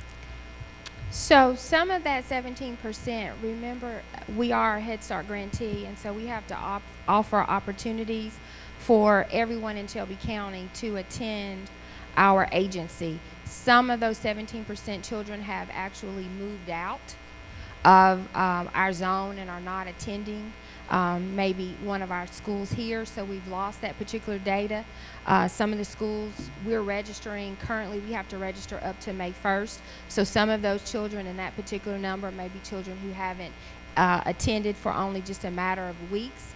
Another factor is we also identify children who have some sort of learning disability or need some sort of support, because this is their first opportunity. And so we probably need to do a little bit more research and drill down into where are those 17% children and what is the number of 17% that actually started on time, were completers, and are now enrolled. Okay, so of the 68 were enrolled in a pre-K program, does that mean 32% of our kindergarten children enrollees had no previous experience or training or classroom? Or yes, sir, and I would say it's probably a little bit higher. Yes, and they may have attended some private provider or maybe something at home or homeschool. Well, that's what I'm asking. So you don't track. So of that 68% participated in a pre-K program, which leaves 32%, but some of that 32% may have participated in a program. But all that is still wrapped up that only 51% of all those children are ready for kindergarten, right? Yes, sir. Okay. And then to Board Member Orgel's point, I didn't really hear an answer, or, I mean, it makes, so they enter 51% enter ready for kindergarten, but by the time they finish third grade, only 21% are reading on grade level. So what's the answer to that, or who's tracking that, or why is that taking place? I didn't hear the answer. So he pointed it out so eloquently, but I didn't. Yeah. What are we doing about that? So I'd like to provide a little more context around the 51%. So when you think about being kindergarten readiness, we also know that kindergarten students enter school staggered. We also know that the map is based on number of days of instruction. So if I'm a kindergarten student, I enter school on the 13th day, my days of instruction have been interrupted. So normally in elementary school, the elementary school principal really measures kindergarten readiness based on the spring map benchmark, because you can ensure in the spring that the kid have met the number of days instruction. The first MAP benchmark, kindergarten, is that one grade that will be impacted heavily because it's staggered entry, those first 20 days of school. So when you think of 51% kindergarten readiness. Can you explain that to me? Why do we have this staggered entry? So, for example, kindergartens have X number of shots that they have to receive. So normally with the teachers being able to do the benchmark assessment and kindergartens getting transitioned to school, their entry is staggered over the course of the first 20 days. So their first full day of enrollment is further along within the first 20-day period, just for age appropriateness, getting the benchmark assessment, all the requirements that's for that particular grade. So if I look at the 51%, if I'm a school leader, I really would measure that in the spring to say, where are my kids in regard to grade level readiness? Because I know that first quarter, they've had interrupted instruction. And remember now, MAP is based on meeting the reliability of what the number of days of instruction requires. So this MAP data is for second quarter? This is second. for the fall. Okay, but this is fall? That's fall. Yeah. That's the first benchmark. So Okay. that's the one, as a elementary school principal, you really have to look at your kindergarten students. One, you may do a school-based diagnostic because you know MAP is interrupted due to the staggered entry for the first benchmark. Okay, and I'll wrap it up. But it's still, and I don't expect that we're going to have an answer tonight, but so that 51% might not be an accurate number of. So let's just say it's down to 41%. We're still losing then 20% of our children are not making it to third grade on grade level. And I mean, what are we doing about that? Yep. So when we think about the 21% and we look at it from a district as a whole, our data shows that the gap occurs in Shelby County, first grade, 5th month. So we'll say right at Christmas time. But nationally, that gap is normally first grade, 11th month, June. So that's why you see a lot of districts do the summer academy, superintendent's academy, to really close that transition between the summer into second. That's why a lot of investments this year is very heavily focused on how to better prepare our teachers to really drive the foundational skills instruction, because the data will show at the end of kindergarten, our kids are leaving kindergarten first grade ready. Something happens within the first grade. You pull the data back even further, it's happening right at the Christmas break. Right. And I think too, Mr. McCormick, some of the practices that we have seen, not just here but nationally, principals have a tendency to say, all right, the first grade tested is my third grade, so they put their traditionally strongest teachers there. And for the non-tested grades, they don't, usually put the strongest teachers there. So I think there's some correlation between, you probably need to have your strongest teachers in kindergarten and first grade as kids are learning those foundational skills that we talk about. But instead, I think people kind of don't do that, and then they get to the third grade and are expected the third grade teachers to work miracles. We actually are addressing that down, in a holistic way. But I just had a question too, as we said. I know 3 years ago that there was such a strong correlation, and this probably gets to Mr. Orgel and Mr. McCormick's question. There was a strong correlation between kindergarten readiness and then reading on third grade level. So when we look at that and then think about that 30-point drop, how are we thinking about that? I mean, So 3 years ago, there was a strong correlation between our children exiting our program and the actual third grade state assessment scores. What's happening now, it seems like our data is saying we're outperforming, because we were at about 32% at that time of kindergarten readiness. So we have increased to 51%. But the problem is now we're outperforming on the lower end, and so that's why we are going to leaning in and doing a lot of strategic planning as far as kindergarten, first and second grade, and our cross-functional team concerning that particular level. Mr. Woods. Yeah, because I can tell by the one side of the administration versus the other side. We got, we can see from out in the audience, Superintendent, I can tell that your next cabinet meeting is going to be pretty interesting, because there's probably a little disagreement on the team whether or not where the drop-off is happening. Either the kids are coming to school ready or they're not. And if it's just the test data based on the new test, then someone internally should be able to report, well, it's the standard change, but the kids are still learning faster. But either kids are coming to school ready and they're hitting a buzzsaw somewhere, in the district. I think the Vanderbilt study hinted at that, where kids were coming into school, but very possibly that, the high-performing educators they may have been receiving, they may no longer be getting that same level of rigor. But regardless of what the issue is, we know that something is happening, right? And I think this team is committed to addressing what those issues are. And from, I think Caldwell's committees have been focused on is informing us on what the investments that we need to make. But with that, I'll pause there because I know Billy is now trying to write a resolution to move the superintendent report to the end of the meetings to get us to move on. So I'm trying to talk him off the ledge. All right. All right, moving on. Superintendent, we are now at Item 1. Item 1. 7.1. 7.1.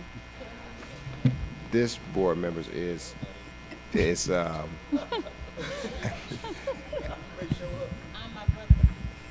as you know, that we have to adopt textbooks for a host of subjects. I think it's every year. This is for, I think, the science and some other areas. The way the process works, there are a group of teachers that get together and they make a recommendation. That recommendation is sealed, so we will announce what their recommendation is next Tuesday. Ms. Jones. Mr. Superintendent, I want to thank Ms. Isabel for allowing me to be part of this process this year. I have a greater understanding of what the process involves and the long hours and the amount of work that the teachers put into this.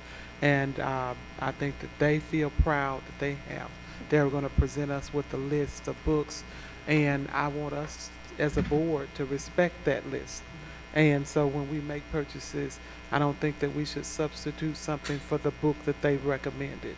They put a lot of work into this, and so I think that we should try to respect that decision, honor this list, and as we make purchases, it should be the book or whatever they've recommended. And that's my comment. And thank you, Ms. Jones. I think Ms. Jones swore the panel members in, I believe, so thank you for that. But I also think, too, Ms. Jones, and I won't belabor it, but this just shows just how the state just changes all the time. So right now, they are going through the process of selecting adopting a science textbook. We know the standards are changing with the science, I guess, next year.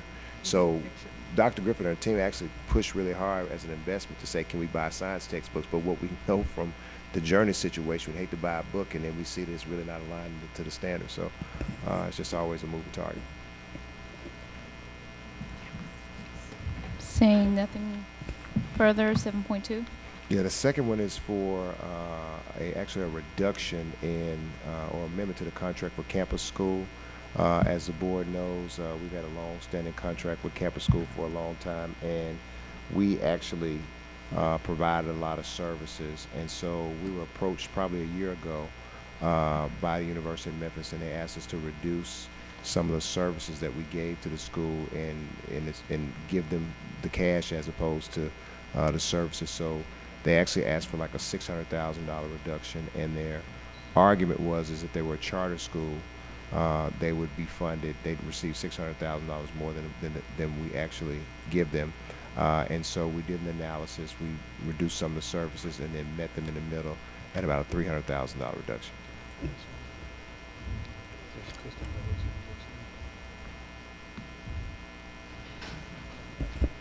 It says Christian Brothers. The board briefing document. It's actually University of Memphis. What's on the agenda is correct. Okay. Mr. Orwell.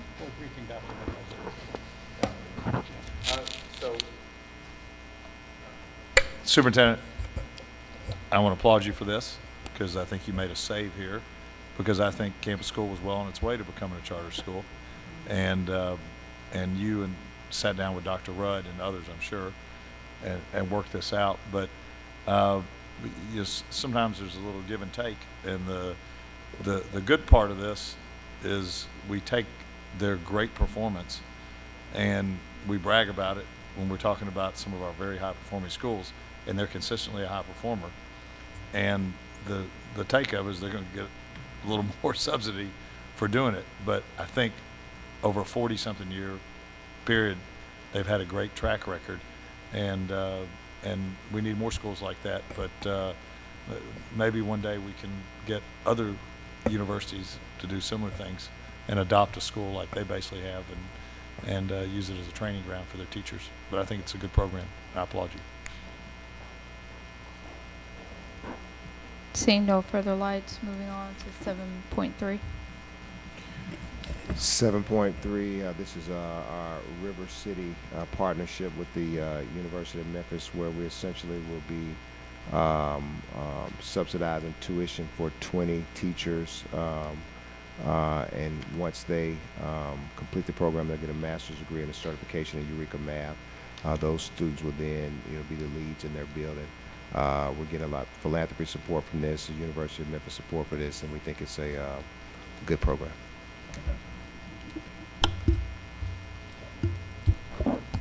Mr. McCormick. I'm chatty tonight. Since Mr. Cornell's not here, I have to fill in.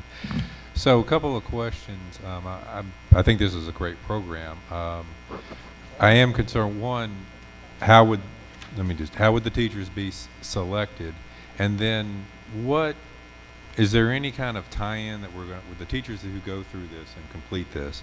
Is there any kind of commitment that they make to the system of that they will stay for a certain number of years? Because we certainly, wouldn't want to put somebody through this and go to this expense and then lose them to one of our suburb system. That's an excellent question. So I think we had about 70 applicants, and I can have someone explain the selection process, and then also they all have to sign an MOU if they have to.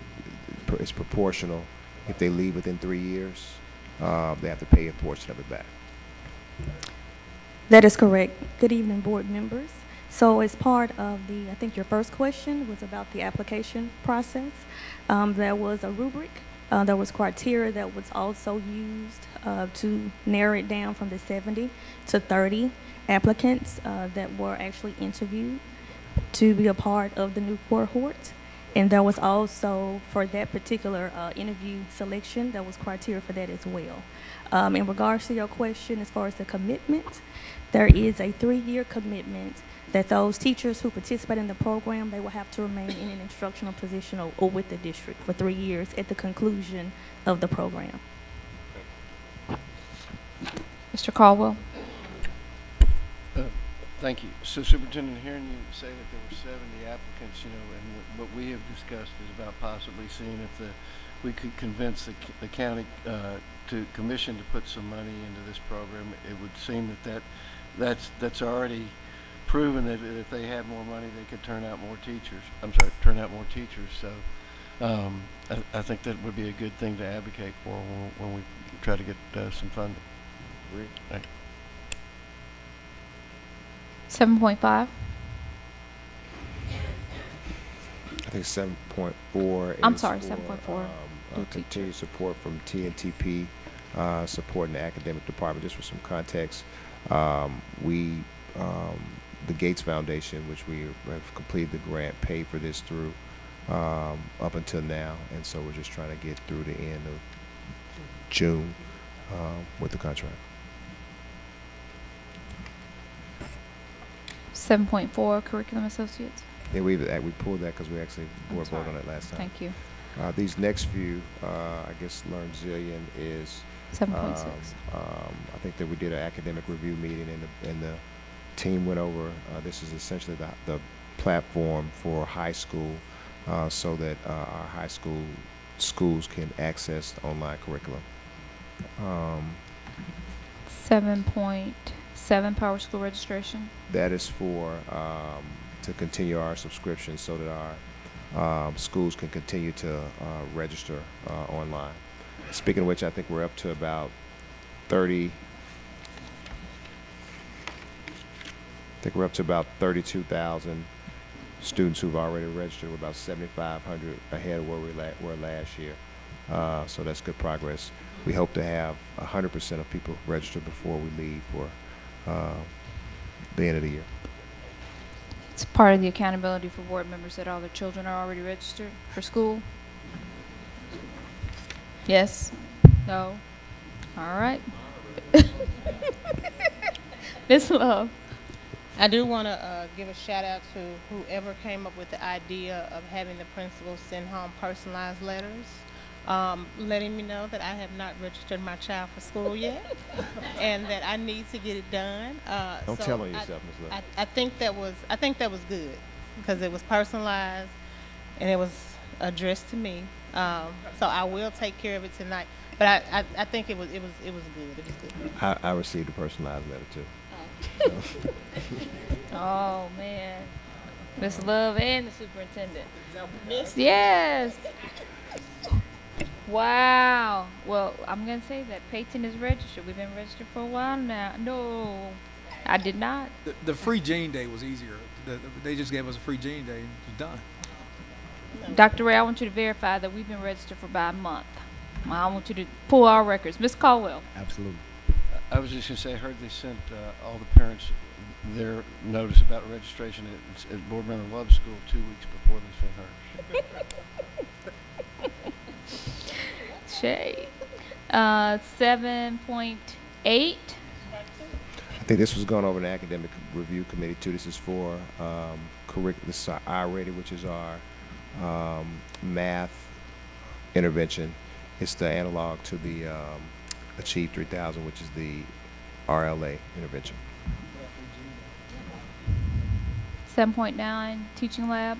Teaching lab, we went over this too. This is for the 6 through 8 middle school EL curriculum PD. 7.10, employee assistance program. 7.10 is that's exactly what it is. I guess we are through our RFP process approved a proposal for Labana Healthcare to serve as our EAP provider for our employees. And Superintendent, how do we get the information out to employees about the EAP program? Ms. Small.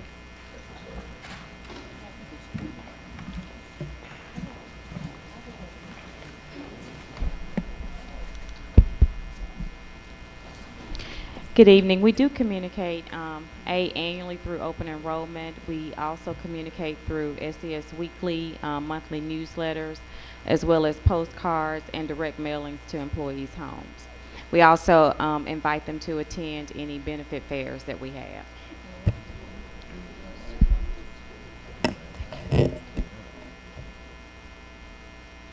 All right, 7.11, special course applications. Yes, thank you, Madam Chair. This is simply where if a school wants to offer a course, help me with this, Brad. I'm trying to remember that. So if a school wants to offer a course for which there's not a state code, the state board requires that we get board approval before we ask. So if Whitehaven High School, for example, wants to offer Arabic and there's no state code, we seek board approval so that we can get approval from the state board. You took a lot of barriers there. You know, like 7.12 computer. I'm sorry, Caddy tonight. Woo. You know, oh, Lynn, you're here. You're so quiet. We've talked about, you know, items that we have before us and if there's a fiscal impact. So is there a fiscal impact to adding? I mean, I'm not opposed. I think it's great to offer a diverse, you know, catalog of classes, but I think it's also important for us to know what this might end up costing us. So yeah, Board Member McCormick, we can definitely provide the fiscal impact when we have the next board session. I'm assuming that there would be a fiscal impact in terms of the teacher to support these programs, and it's a question of whether this is part of their already existing allocations in terms of their staffing, or whether these are additional courses. Right. And that's really where the fiscal note will come to play. Okay. But we're happy to do that, and we'll share it before next Tuesday. Thank you. Moving on, 7.13. I'm sorry, 7.12. Computer software and services. Yeah, as the board recalls, this is a purchase from the state approved contract.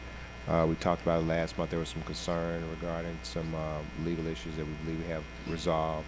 So we're bringing it back again to make these purchases from the state approved and awarded contract to purchase laptops. Okay, 7.3. Mr. Orgel. This was on our agenda last month. Has it been modified any, or is it the same as it was last month? Okay. So how does that work? So the state has approved vendors and markets, and so we don't buy directly from HP? No. You looking at Mr. Williams? I'm sorry, what's that? Addressing your question. On the state contract, we can do it either way. We can either buy it through a reseller, or we can go directly to HP and buy it. So how are we doing this one? So the directive is the same way that we did last time. We are going to purchase through. We're going to directly through HP. No, we're purchasing through the. What'd you say the reseller? Through the reseller. Can you guys just work that out, Superintendent, over the course of the week? Summer 7.13. Summer. But I want to make sure we're clear, because it concerns me. So it's the same price. There's a state approved list. I think we've made representations, particularly because of the opportunity for minority contracting, and we were going to buy it through someone, and so they're on the state approved list, correct? Okay. Yeah. No, we'll yeah. Mr. McCormick. Yeah. So, who is the vendor? I think is it Thomas and Consultants? Okay. Ms. Love. Mr. Caldwell. So it wasn't part of the reason we were doing that was for the service agreement, or does it either way? Does it come? Because I know that one time when we bought $18 million, the service agreement was a big deal. Yeah, actually, what we did then, if you recall, Mr. Caldwell, was we didn't take the warranty, because I think we said that the warranty it wasn't worth the extra purchase. So this is without warranty as well. Don't you get up? Don't you get up? 7.14.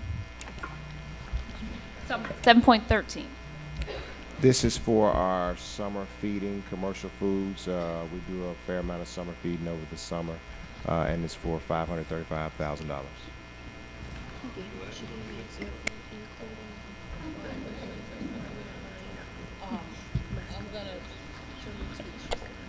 I'm going to do a board member, Cornell. Is this locally grown fruit? I think it's probably locally frozen. So, yeah.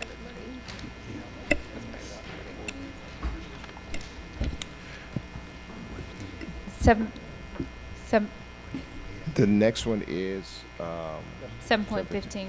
So we we wanted to really bring this out of an abundance of caution. We've had several meetings with Manor Lake and Jeter, but we had a tough time getting the last one scheduled, so we had one scheduled for tomorrow. I want to ask Ms. Stewart to do the presentation. We have actually prepared the school closure impact report. You have that as a part of that for the review over the next week. But Michelle, if you just do the quick jog through it, yeah.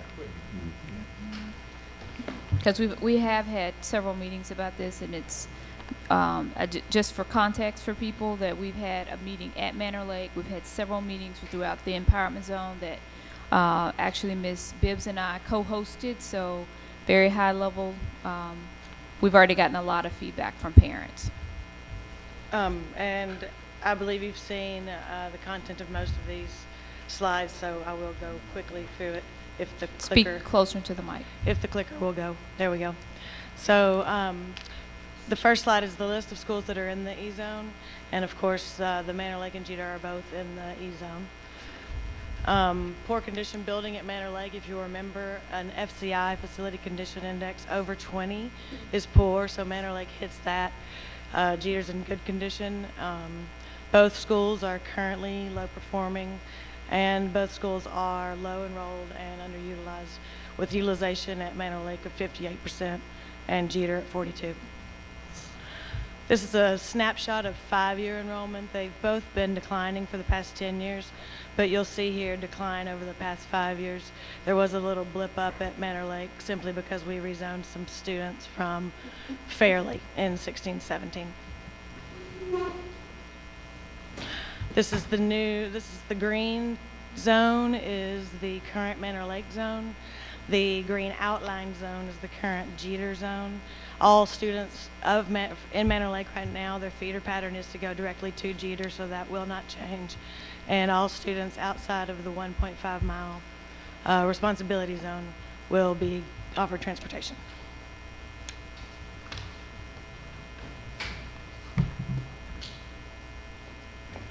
Seeing no lights, we're going to move on to 7.16. 7.16 is for commodity process items for the 2018-19 school year in the amount of $15.5 million. 7.17, Mr. Orgel. So this is about, I think, $18 million. $15 million, I'm trying to remember. That's correct. And there were 3 MWBEs, because this is probably an industry that is so consolidated up nationally, suppliers on this. So we have, superintendent, so few opportunities. And I want to make sure that our staff in procurement got the message that we've been sending strongly. And I know we did a good job in the facilities where we hit over 40%, but we need to find opportunities to grow businesses in this community, and minority and women-owned business need to be a big part of that. We spend, I think 70% of our $1 billion is on service or employees, salaries. The other 300 million, contract, that's right. Right, is on goods and services, and we got to do a better job. So I'm going to keep paying close attention to it, and I know we got other board members that pay close attention, but if we can buy something at the same price and spend the money with minority vendor, I don't care if it's office supplies, I don't care if it's food, some kind of services, I'm going to be in favor of doing that. We've got to grow this community, and spending the money in Wisconsin or California or Georgia is not the same as it running through the hands here. And we're actually a growth engine. We don't need to spend any more than we need to spend. It needs to be competitively bid. But we can be a growth engine for the community by targeting certain areas and spending our money. And I'm going to pay close attention to it, and I'm going to pay close attention to your staff if they're not doing what we ask them to do. And because I see opportunities all in here, and we ask for that. And our facilities department, Sarita, Beth, did a great job on I think it was $50 million we're spending. Some of this other stuff, we're not doing a very good job, and we don't need to just pick the low-hanging fruit. We need to dig a little bit deeper, climb up on the tree a little higher, and do a lot better job. I agree with you, Mr. Organ, and we pushed it now. There are some limitations when you spend the federal dollars just around pricing, but I think that's at the top of our agenda and all of our... No, we don't need to spend more money. We need to encourage more people to bid and try to grow businesses around here when we can, and it's going to lift everybody in the community. And we know it's the right thing to do, and I don't think you're going to get much disagreement amongst our board members. Mr. Woods? Yeah, Superintendent, first of all, I do want to applaud you for, identifying staff that's helping to increase our minority participation numbers. One of the things I'm interested in is exactly how are we doing it. Obviously, I know we're going through the disparity study process. Now we're getting policies in place. But I'm always interested in whether or not the staff is empowered to push back on administration, because naturally in organizations we have vendors that we've worked with, we build relationships with them, and it's comfortable. I can pick up the phone, they deliver. But I think as we continue to push on our local and minority spend, whoever is empowered to, or whoever is charged in that role, has to also be empowered to push back on the administration. One of the things that I credit the city government and Mayor Strickland for doing is that every contract had to identify a memo on who the minority participants were, why you did or did not go with that minority participants, and make the case if you didn't choose a local provider on why you ultimately didn't go that way. And that staff person is push those contracts back to us each and every time and say, did you try hard enough?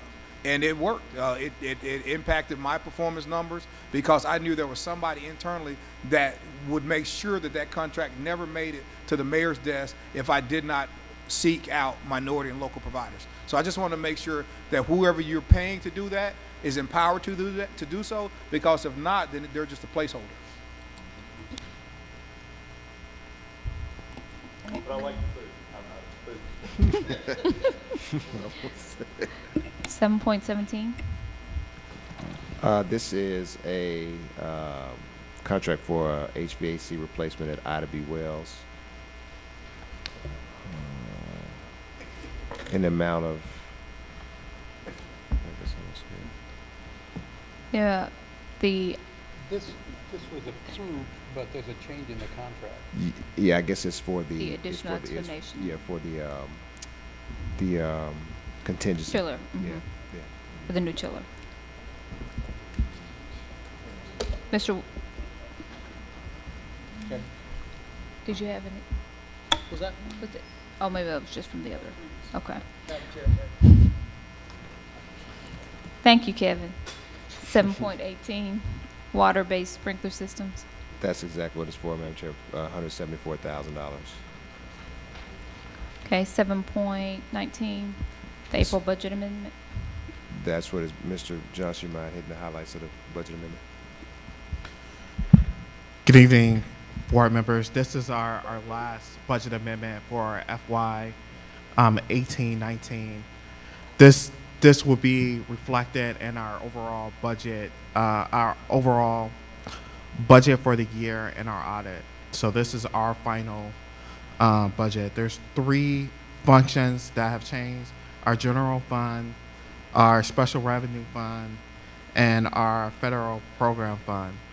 So for our general fund, we're increasing the revenues by $520,000. And there are a number of realignments that are a part of this. So one, I want to say that part of the increase in the realignment in terms of the general fund is also making funds available for the living wage increase for full-time employees to $15 an hour starting May 1st.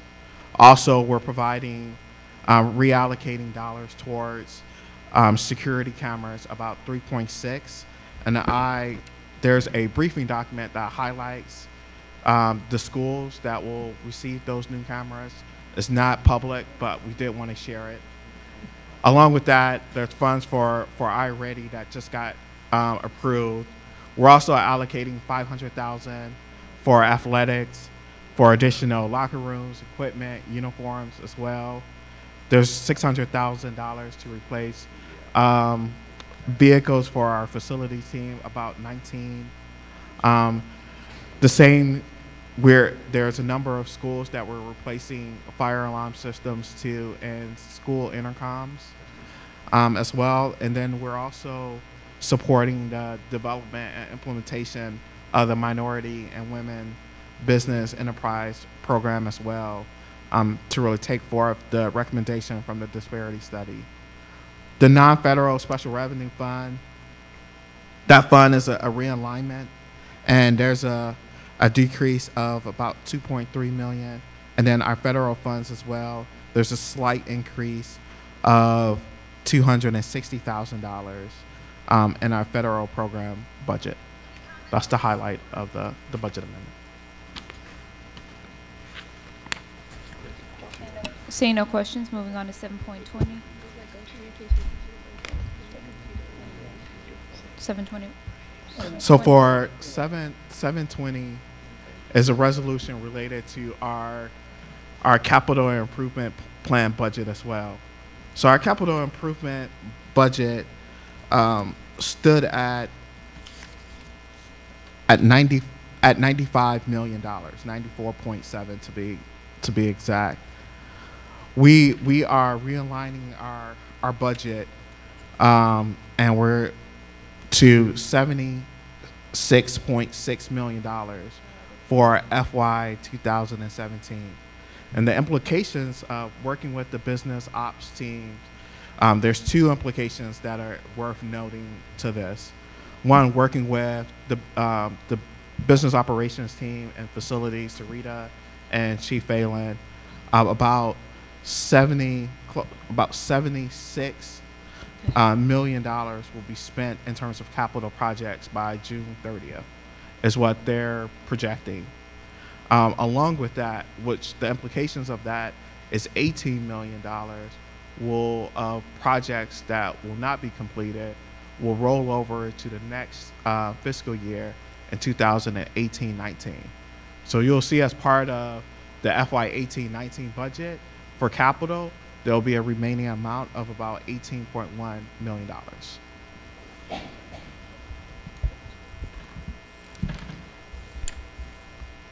Mr. Orgel. Superintendent, I know we're refining. Is there a capital ask for 2018-19? We are planning, Mr. Orgel. Yes, we want to bring it to the committee. All means. Yeah. So we have until mid-June. We've been told to make the ask, and we still have. We wanted to make sure we spent the money, and I think they've done an outstanding job. I think they're doing a good job. Yeah, I yes, think. Yeah, Lynn, I think they're doing a great job getting this stuff scheduled, and it's going to help our students and our teachers because we're putting roofs. We're not going to have the same complaints in August and September that we did about the heat in our schools, which is not the perfect learning environment when you're working without AC. So that's great. Mr. Caldwell.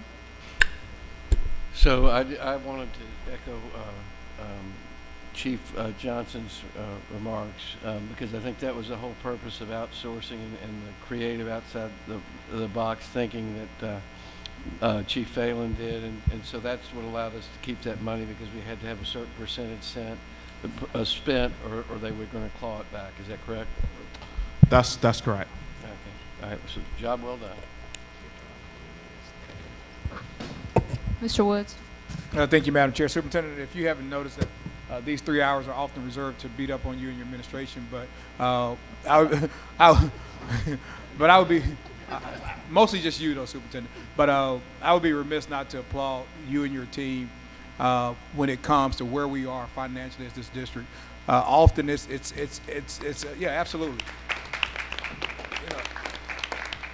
Often your job is to bring 100 things to us, and our job is to look at the two that you didn't get right and to spend the meeting talking about those two because we always want to push on the administration and improve our product.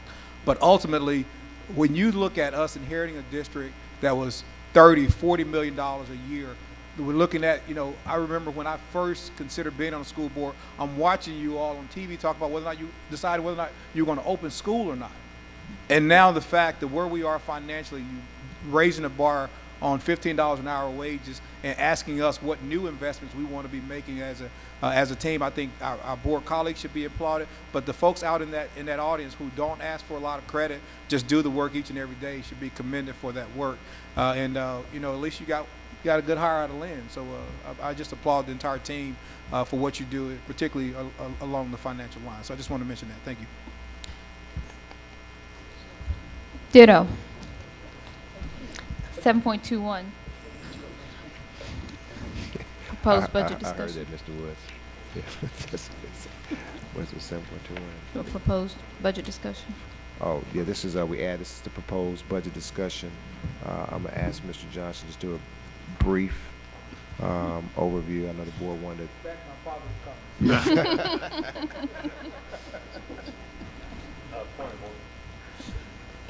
Yes, Mr. Oral. So one thing I will promise is that I'll be Brief should be brief. because this Or don't has call it been brief. shared with the board before. Good job. But I'll be very brief. We'll try to keep it under a couple minutes. That's more than brief. So I will really just touch the high points. So our combined budget stands at $1.3 million. Our general fund budget, which is our main operating budget, is about $1 billion.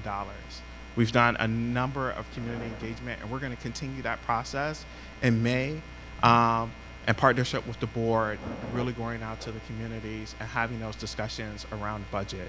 There's about $41 million of investment. You'll notice that last time that number was 38. We did include the investment for professional development, for reading specialists in our middle and high school as well. And we're also planning to use about $3 million, that cost about $3 million. And we're also planning to increase our fund balance used by $3 million. The funding gap is still $12.7 million that we're asking. And part of this is when we look at our general fund, we have $7 million in there for salaries for our teachers. We have 30 new school resource officers, $8 million investment for CTE, and along with that, we have an investment for 35 guidance counselor and 10 behavior specialists as well. Our biggest revenue drivers are really our Shelby County revenues, our property tax, sales tax, and will tax, and our BEP funding as well. We are expecting for our Shelby County revenues to pretty much be stable, and we are expecting an increase in our BEP funds due to, one, having a stable level of enrollment, but also the increase in terms of the BEP that we received through the Governor Hassel proposal. And again, you'll see where we're planning to use $36 million in terms of fund balance. This is the breakout. The biggest thing to know is that, you know, when we just think about instruction, this is not everything that serves our kids, but just instruction, and that's primarily teachers, about 49% of that is being spent. The second largest expense is probably our charter schools, and that's another 15%. The board asked us for a baseline budget. We have a baseline budget of $1 billion that we balance. They also said, hey, give us all the needs. And we had a list of needs of $130 million. And we took that list and we prioritized and say, here are the top priorities of needs. And then this was shared before in terms of the big buckets. And there's 5 big buckets that the board wanted to focus on: school safety and climate, academic achievement, college and career readiness, improving business operations, and then family and community engagement as well. And these kind of highlight the investments that we're making from not only ensuring the safety of our kids, but in making sure that we're investing in the whole child, and we're investing in the social and emotional learning of our kids, that we're having a high quality instruction within our classroom, and that it goes towards supporting our teachers with PD and making sure they're being compensated the right set of wages as well. And then we're doing investment in terms of literacy, not only in terms of our early learning, but also our middle and high school. We're looking for that last leg of the K-12 continuum by focusing on career and college readiness, ensuring that there's a level of rigor in terms of advanced instruction, but also looking at how we design our CTE program. And then we're looking to see how we can support our internal operation to support this through HR support, ensuring that we're recruiting the best teachers, but also ensuring that we are having a broader impact in terms of our women minority business enterprise as well. And this is the last slide, and this relates to our funding request of about $12.7 million with these three foci, CTE, student and school safety, and literacy as well. I think some of the open items, board members, I think that we are scheduled for May the 30th to make a presentation, I think, to the county commission. I think that we've been having discussions with Mr. Caldwell and others around scheduling some meetings, I think joint board member meetings in different places, so board members can present the budget and then get feedback before final approval, which will hopefully be a special call meeting sometimes mid-May. Mr. Caldwell. Thank you. My only questions, where would this leave the fund balance? And then I think we, you know, in my mind, we ought to spend more of the fund balance down. I've had discussions with the chair and with the superintendent about the possibility if we spend our fund balance down lower, which is what they've asked us to do, but we get them to pass a resolution that says if we need a bridge loan or something like that, like the legacy Shelby County Schools did, that we could spend more of that fund balance and get it to start helping the kids that are there and start not chipping away at that $130 million list. So this year, and I think the superintendent has mentioned this a bit earlier. So this year we are forecasting to have a surplus of about $25 million. We're exceeding that amount in terms of having about $28 million that we would pull from our fund balance. So this would leave our fund balance, our unassigned fund balance, at about $85 million. And I think the state requirement is 2%, which would put it right at, and that's correct. just of the general fund, right? Yep. So that would be about $20 million is the only thing the state requires us to do. Yeah, so for that would be about $30 million that we would need to have as a reserve. And we typically do have it as a reserve is in our committed part of the fund balance, where we have the 3% requirement. Right, and I would be comfortable with the 30 million, but that still frees us up with didn't you say it was going to be 80 million? If That's right. Given where we're trending right now, we are trending that there's likely a possible surplus of about 25 million. Yes. All right, so even if we just spent part of that, we could accomplish more toward that $130 million list, and then you know, I think that there's other things that we've talked about. You know, collaborating with nonprofits that could supplement that as well, and would get us closer to you know, making a big dent in what we really need for the children. I think that's right. I mean, my professional advice to the board would be to not go below 8%. Now, if of course, if there's some direction from the board to do that, but from where I sit as the CFO, I would not recommend the board going below 8%. But I'm going to give you a little friendly pushback, because when you quote that and you say S&P says 9%, that's for entities that issue debt and they're worried about their credit rating. Yeah. So the only thing that we really have to worry about is having negative cash, you know, not having something to tide us over those months where we're not getting tax revenues. Is that correct? So I think there's a number of things. So we have to worry about our cash flow, which is one reason why we have the fund balance. There could be a delay in federal funds, and we wouldn't want to have any disruption if there is ever a delay in our federal funds. There could even be a delay in our state funds as well. And while 80 million may seem like a lot in our overall operations, I mean, on average, when we think about our monthly payroll, that's about somewhere between $50 to $60 million that is spent in 1 month. So 80 million is, for a district of our financial size, is not a great deal of money. Ms. Love? Lynn, can you go back to those slides where you showed the investments, please?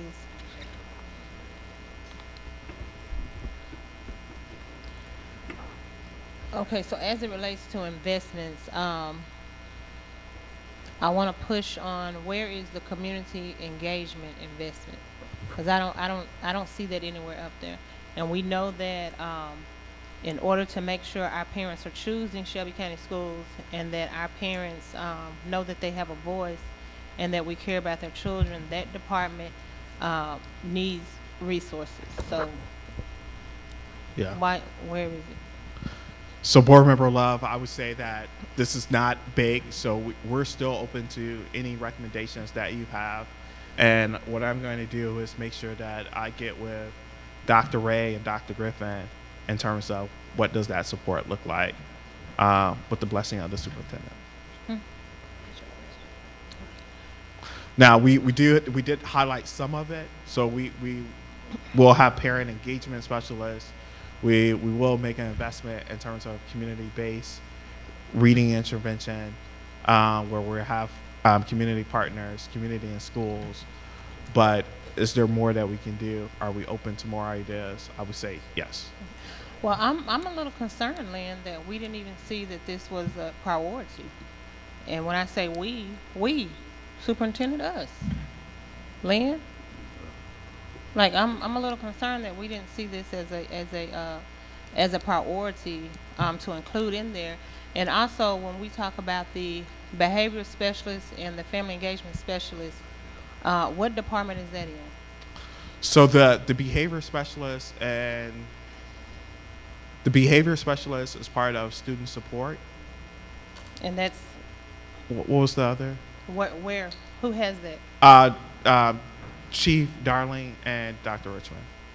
Okay, so let me say this: the behavior specialist and the family engagement specialist under security. No, the family engagement are under Doctor is in academics, and it's under Dr. Griffin and Dr. Ray. Okay, but the behavior specialist is under security. Correct. No, they're not under security. Chief Darling has security under he has student services. Yeah. And yeah, it's not under security. So yeah, they're not under security. Who has security? They're actually under, yeah, Chief Darling has security and student services.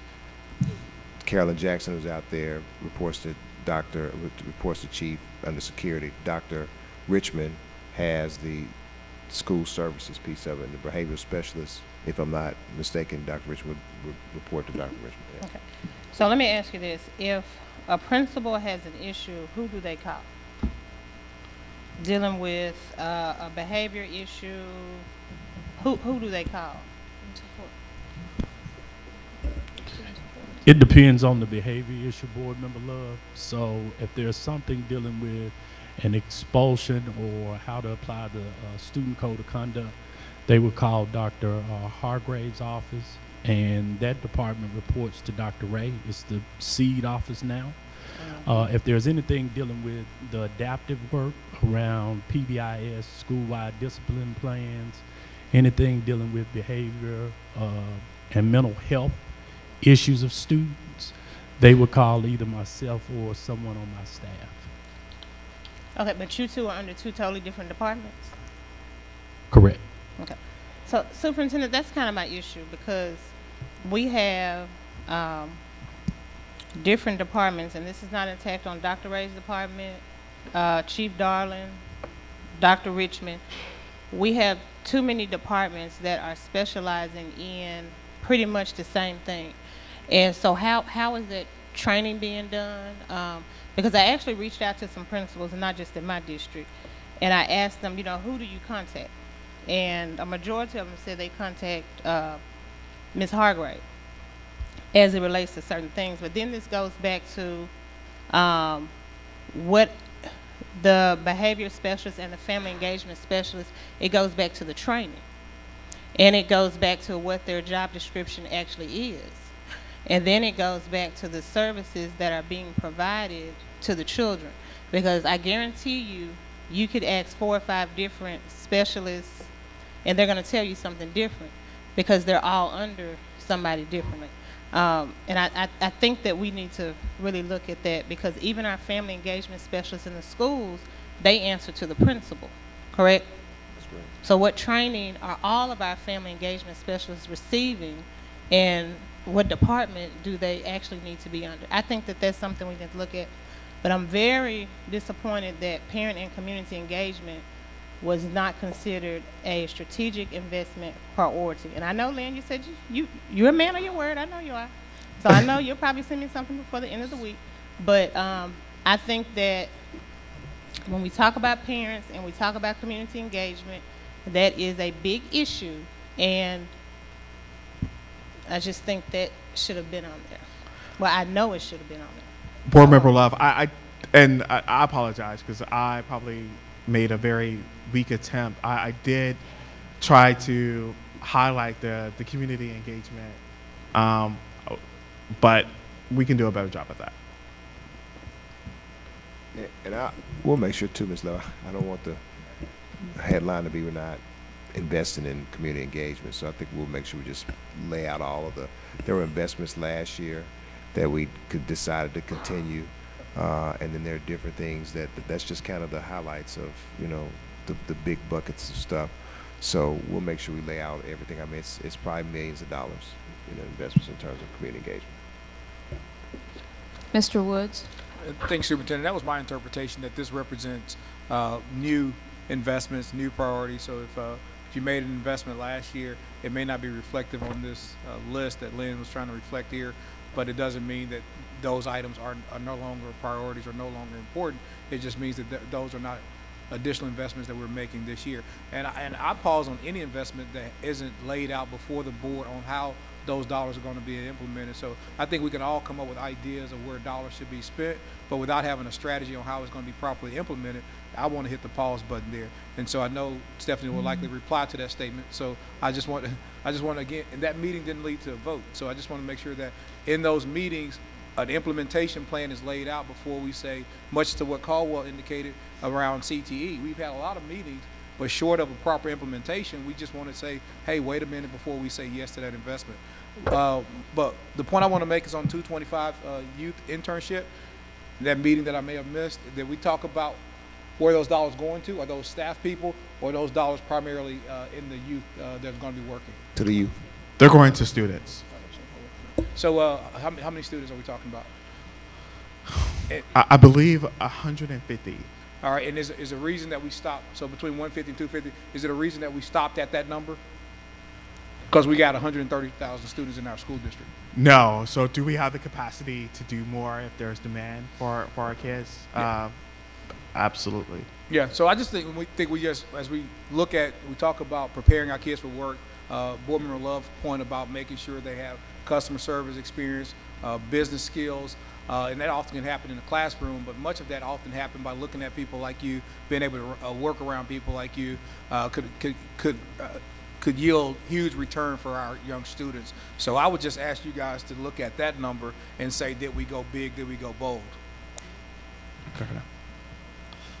Did you have a comment, Ms. Bibbs? Thank you, Chair. So a couple questions. First, I'll say that around the family engagement specialist conversation, I do remember that being an investment last year, but we actually did not actually make the hires. So those hires will happen for the 18-19 school year. So I think it's just for the listening public saying the fact that we absolutely believe in the work, but I think somewhere along the way we need to make it a point around it. We still have that investment, and it's not just a one-time type of investment. It will be something that's continued on.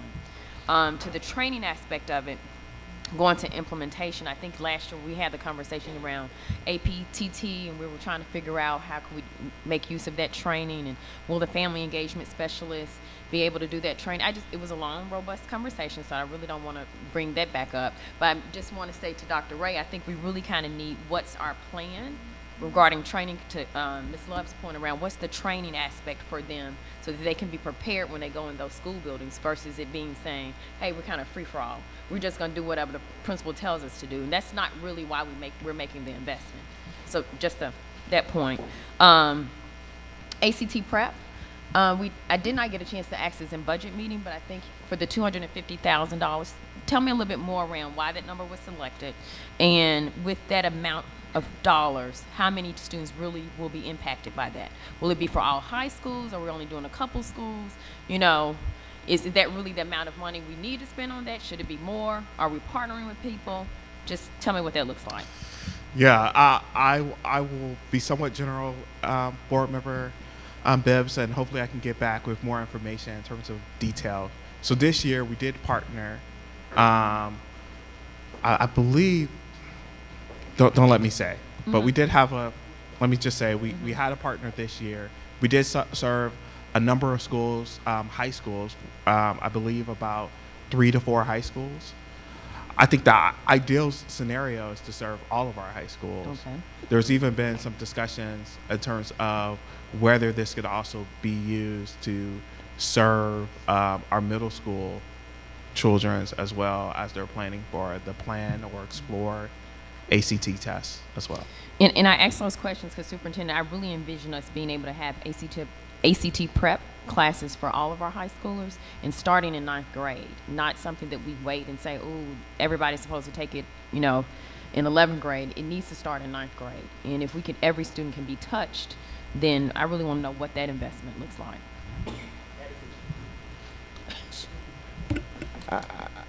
I think all these are great points. I do just want to remind the board, I guess, just for context, that this is the time to add whatever you want to add. I mean, we're open to whatever the will of the board is. I mean, this is just kind of our best thinking and trying to be fiscally responsible and put together what we thought. But I mean, all these are great ideas, and you know, whatever the board wants to add, collectively we'll add, and we'll make the case. Mr. Caldwell. Yes, I was just going to remind everybody that we haven't even gotten the bound books yet. So I'm sure as we go through this process, we'll have some interesting debates, and depending on what side you are on them, whether they're good or what. But so I think this is a good, healthy process. That's what we should be doing, and the kids and the students and the faculties will benefit from this. So. Ms. Love. So a question, Dr. Ray, do you have those investments, and can we schedule some time this week to get those so that they can be presented to the board? Because I know we did, for the board members who were not there, we actually had a robust community engagement meeting where all of these things were laid out, you know, dealing with all the investments, and everything that is going to happen in the community, family and community engagement department. So can I get some time with you this week? Sure. So that we can go over, so I can bring my ask. No problem. All right, moving on to 8.1 is the resolution improving SCS board strategic fund allocation. Sorry, my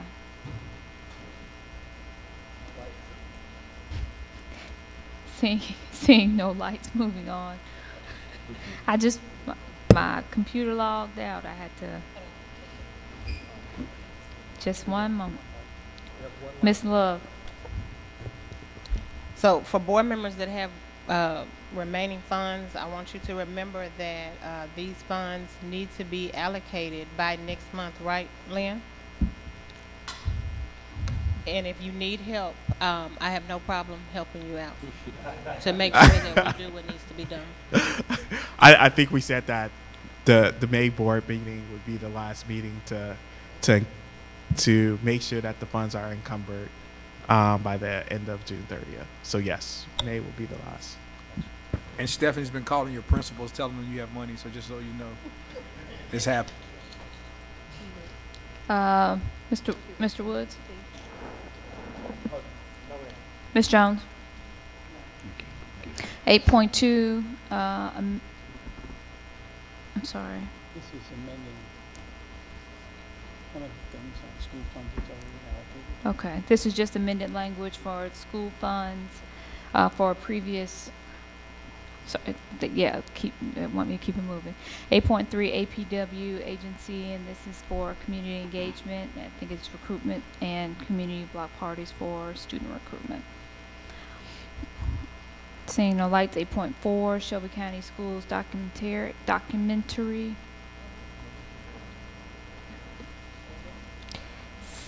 Seeing no lights, Ms. Love? No. 8.5 donation to White Station High School. This was added. This was a donation that we're accepting on behalf of White Station High School. And this is for the community courtyard. And we do have an amount that is not listed in the board docs. 175,000. 154, 179. Did I get that right? Okay. Mr. Orgel? No, I just want to say I want to compliment the parents and the community in and around White Station, which could be a model for fundraising for the rest of our district, because board member McCormick and myself helped out with some of our strategic allocations in the project, but that was a small part of it. They went out and raised the money from people in the community that had an association to White Station and had an interest in White Station. But there's people in the community that have interest in all of our schools. It's just that this parent group kind of led the charge and went out and solicited donations from businesses and other places. And I think we have other opportunities within the district to do that, because people want to help our students. And so I want to applaud them for raising the money, and hopefully this is just a start at this school and other schools. Thank you, Mr. Orgel. Oh, thank you for putting that on the, thank you. Mm-hmm. We will be using, this will be a model that we'll be using in the Whitehaven Empowerment Zone. I'm looking forward to it. And the parents at White Station and their group are leading the charge. I think they called you the other day. They wanted to do the same thing, because they're trying to lift all the children up in the community, not just in that one neighborhood and that one school. So I think they're looking out for the whole village, which is great. Yep. But thank you. All right. Seeing no other lights, this meeting is adjourned.